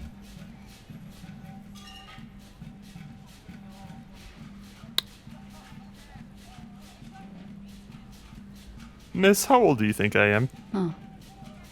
How old do I think you are? She's buying time to formulate the best answer. I don't know. 40? I was like 9 when OO peaked. That was what, 19 years ago? I liked them when I was 9. You couldn't have liked it when you were 40. Let's say you were 20-something. 25. A good disco age. 25 plus 19 is 44. I'm gonna say you're 44. Oof. Wow. Wow. Yeah. I have a university degree, you know? She flicks ash from her cigarette. 44? I'm young. Absolutely. Age is just a number, man. Yes, miss, but for him that number is 56. Wait. This requires scientific measurements. Bring it on, I'm not afraid of the truth. To the laboratorium. Wait, what? Date of birth generator? What is this?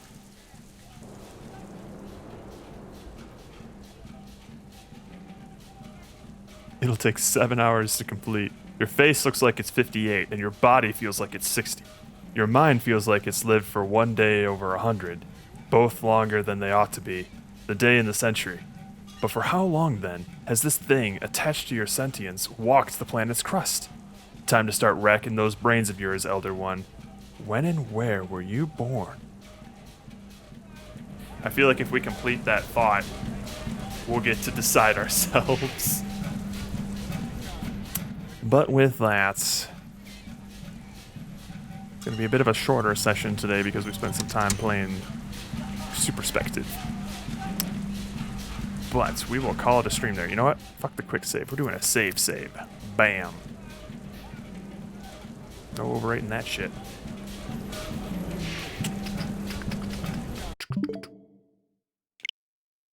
And with that, we're going to have to call it the stream. Get that Ocean Man boot up.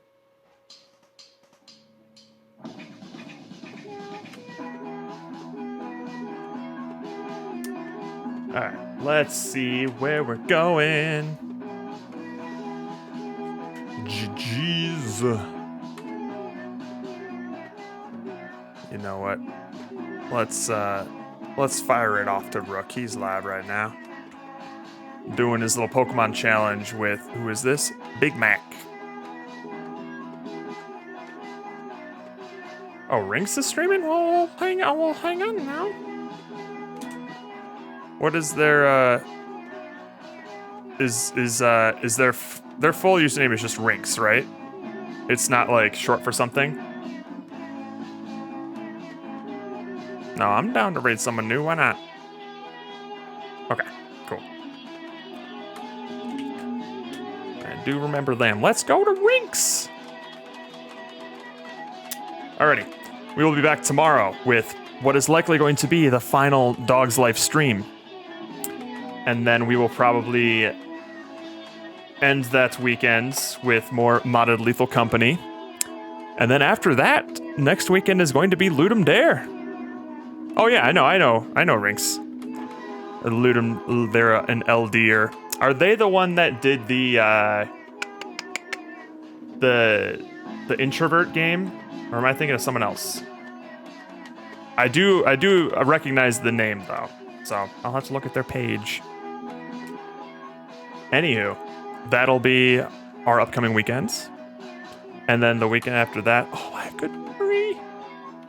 The weekend after that will be a game jam, Ludum Dare. So, until all of that happens, love you, miss you, mean it. Later, Cabbage Patch. See you tomorrow.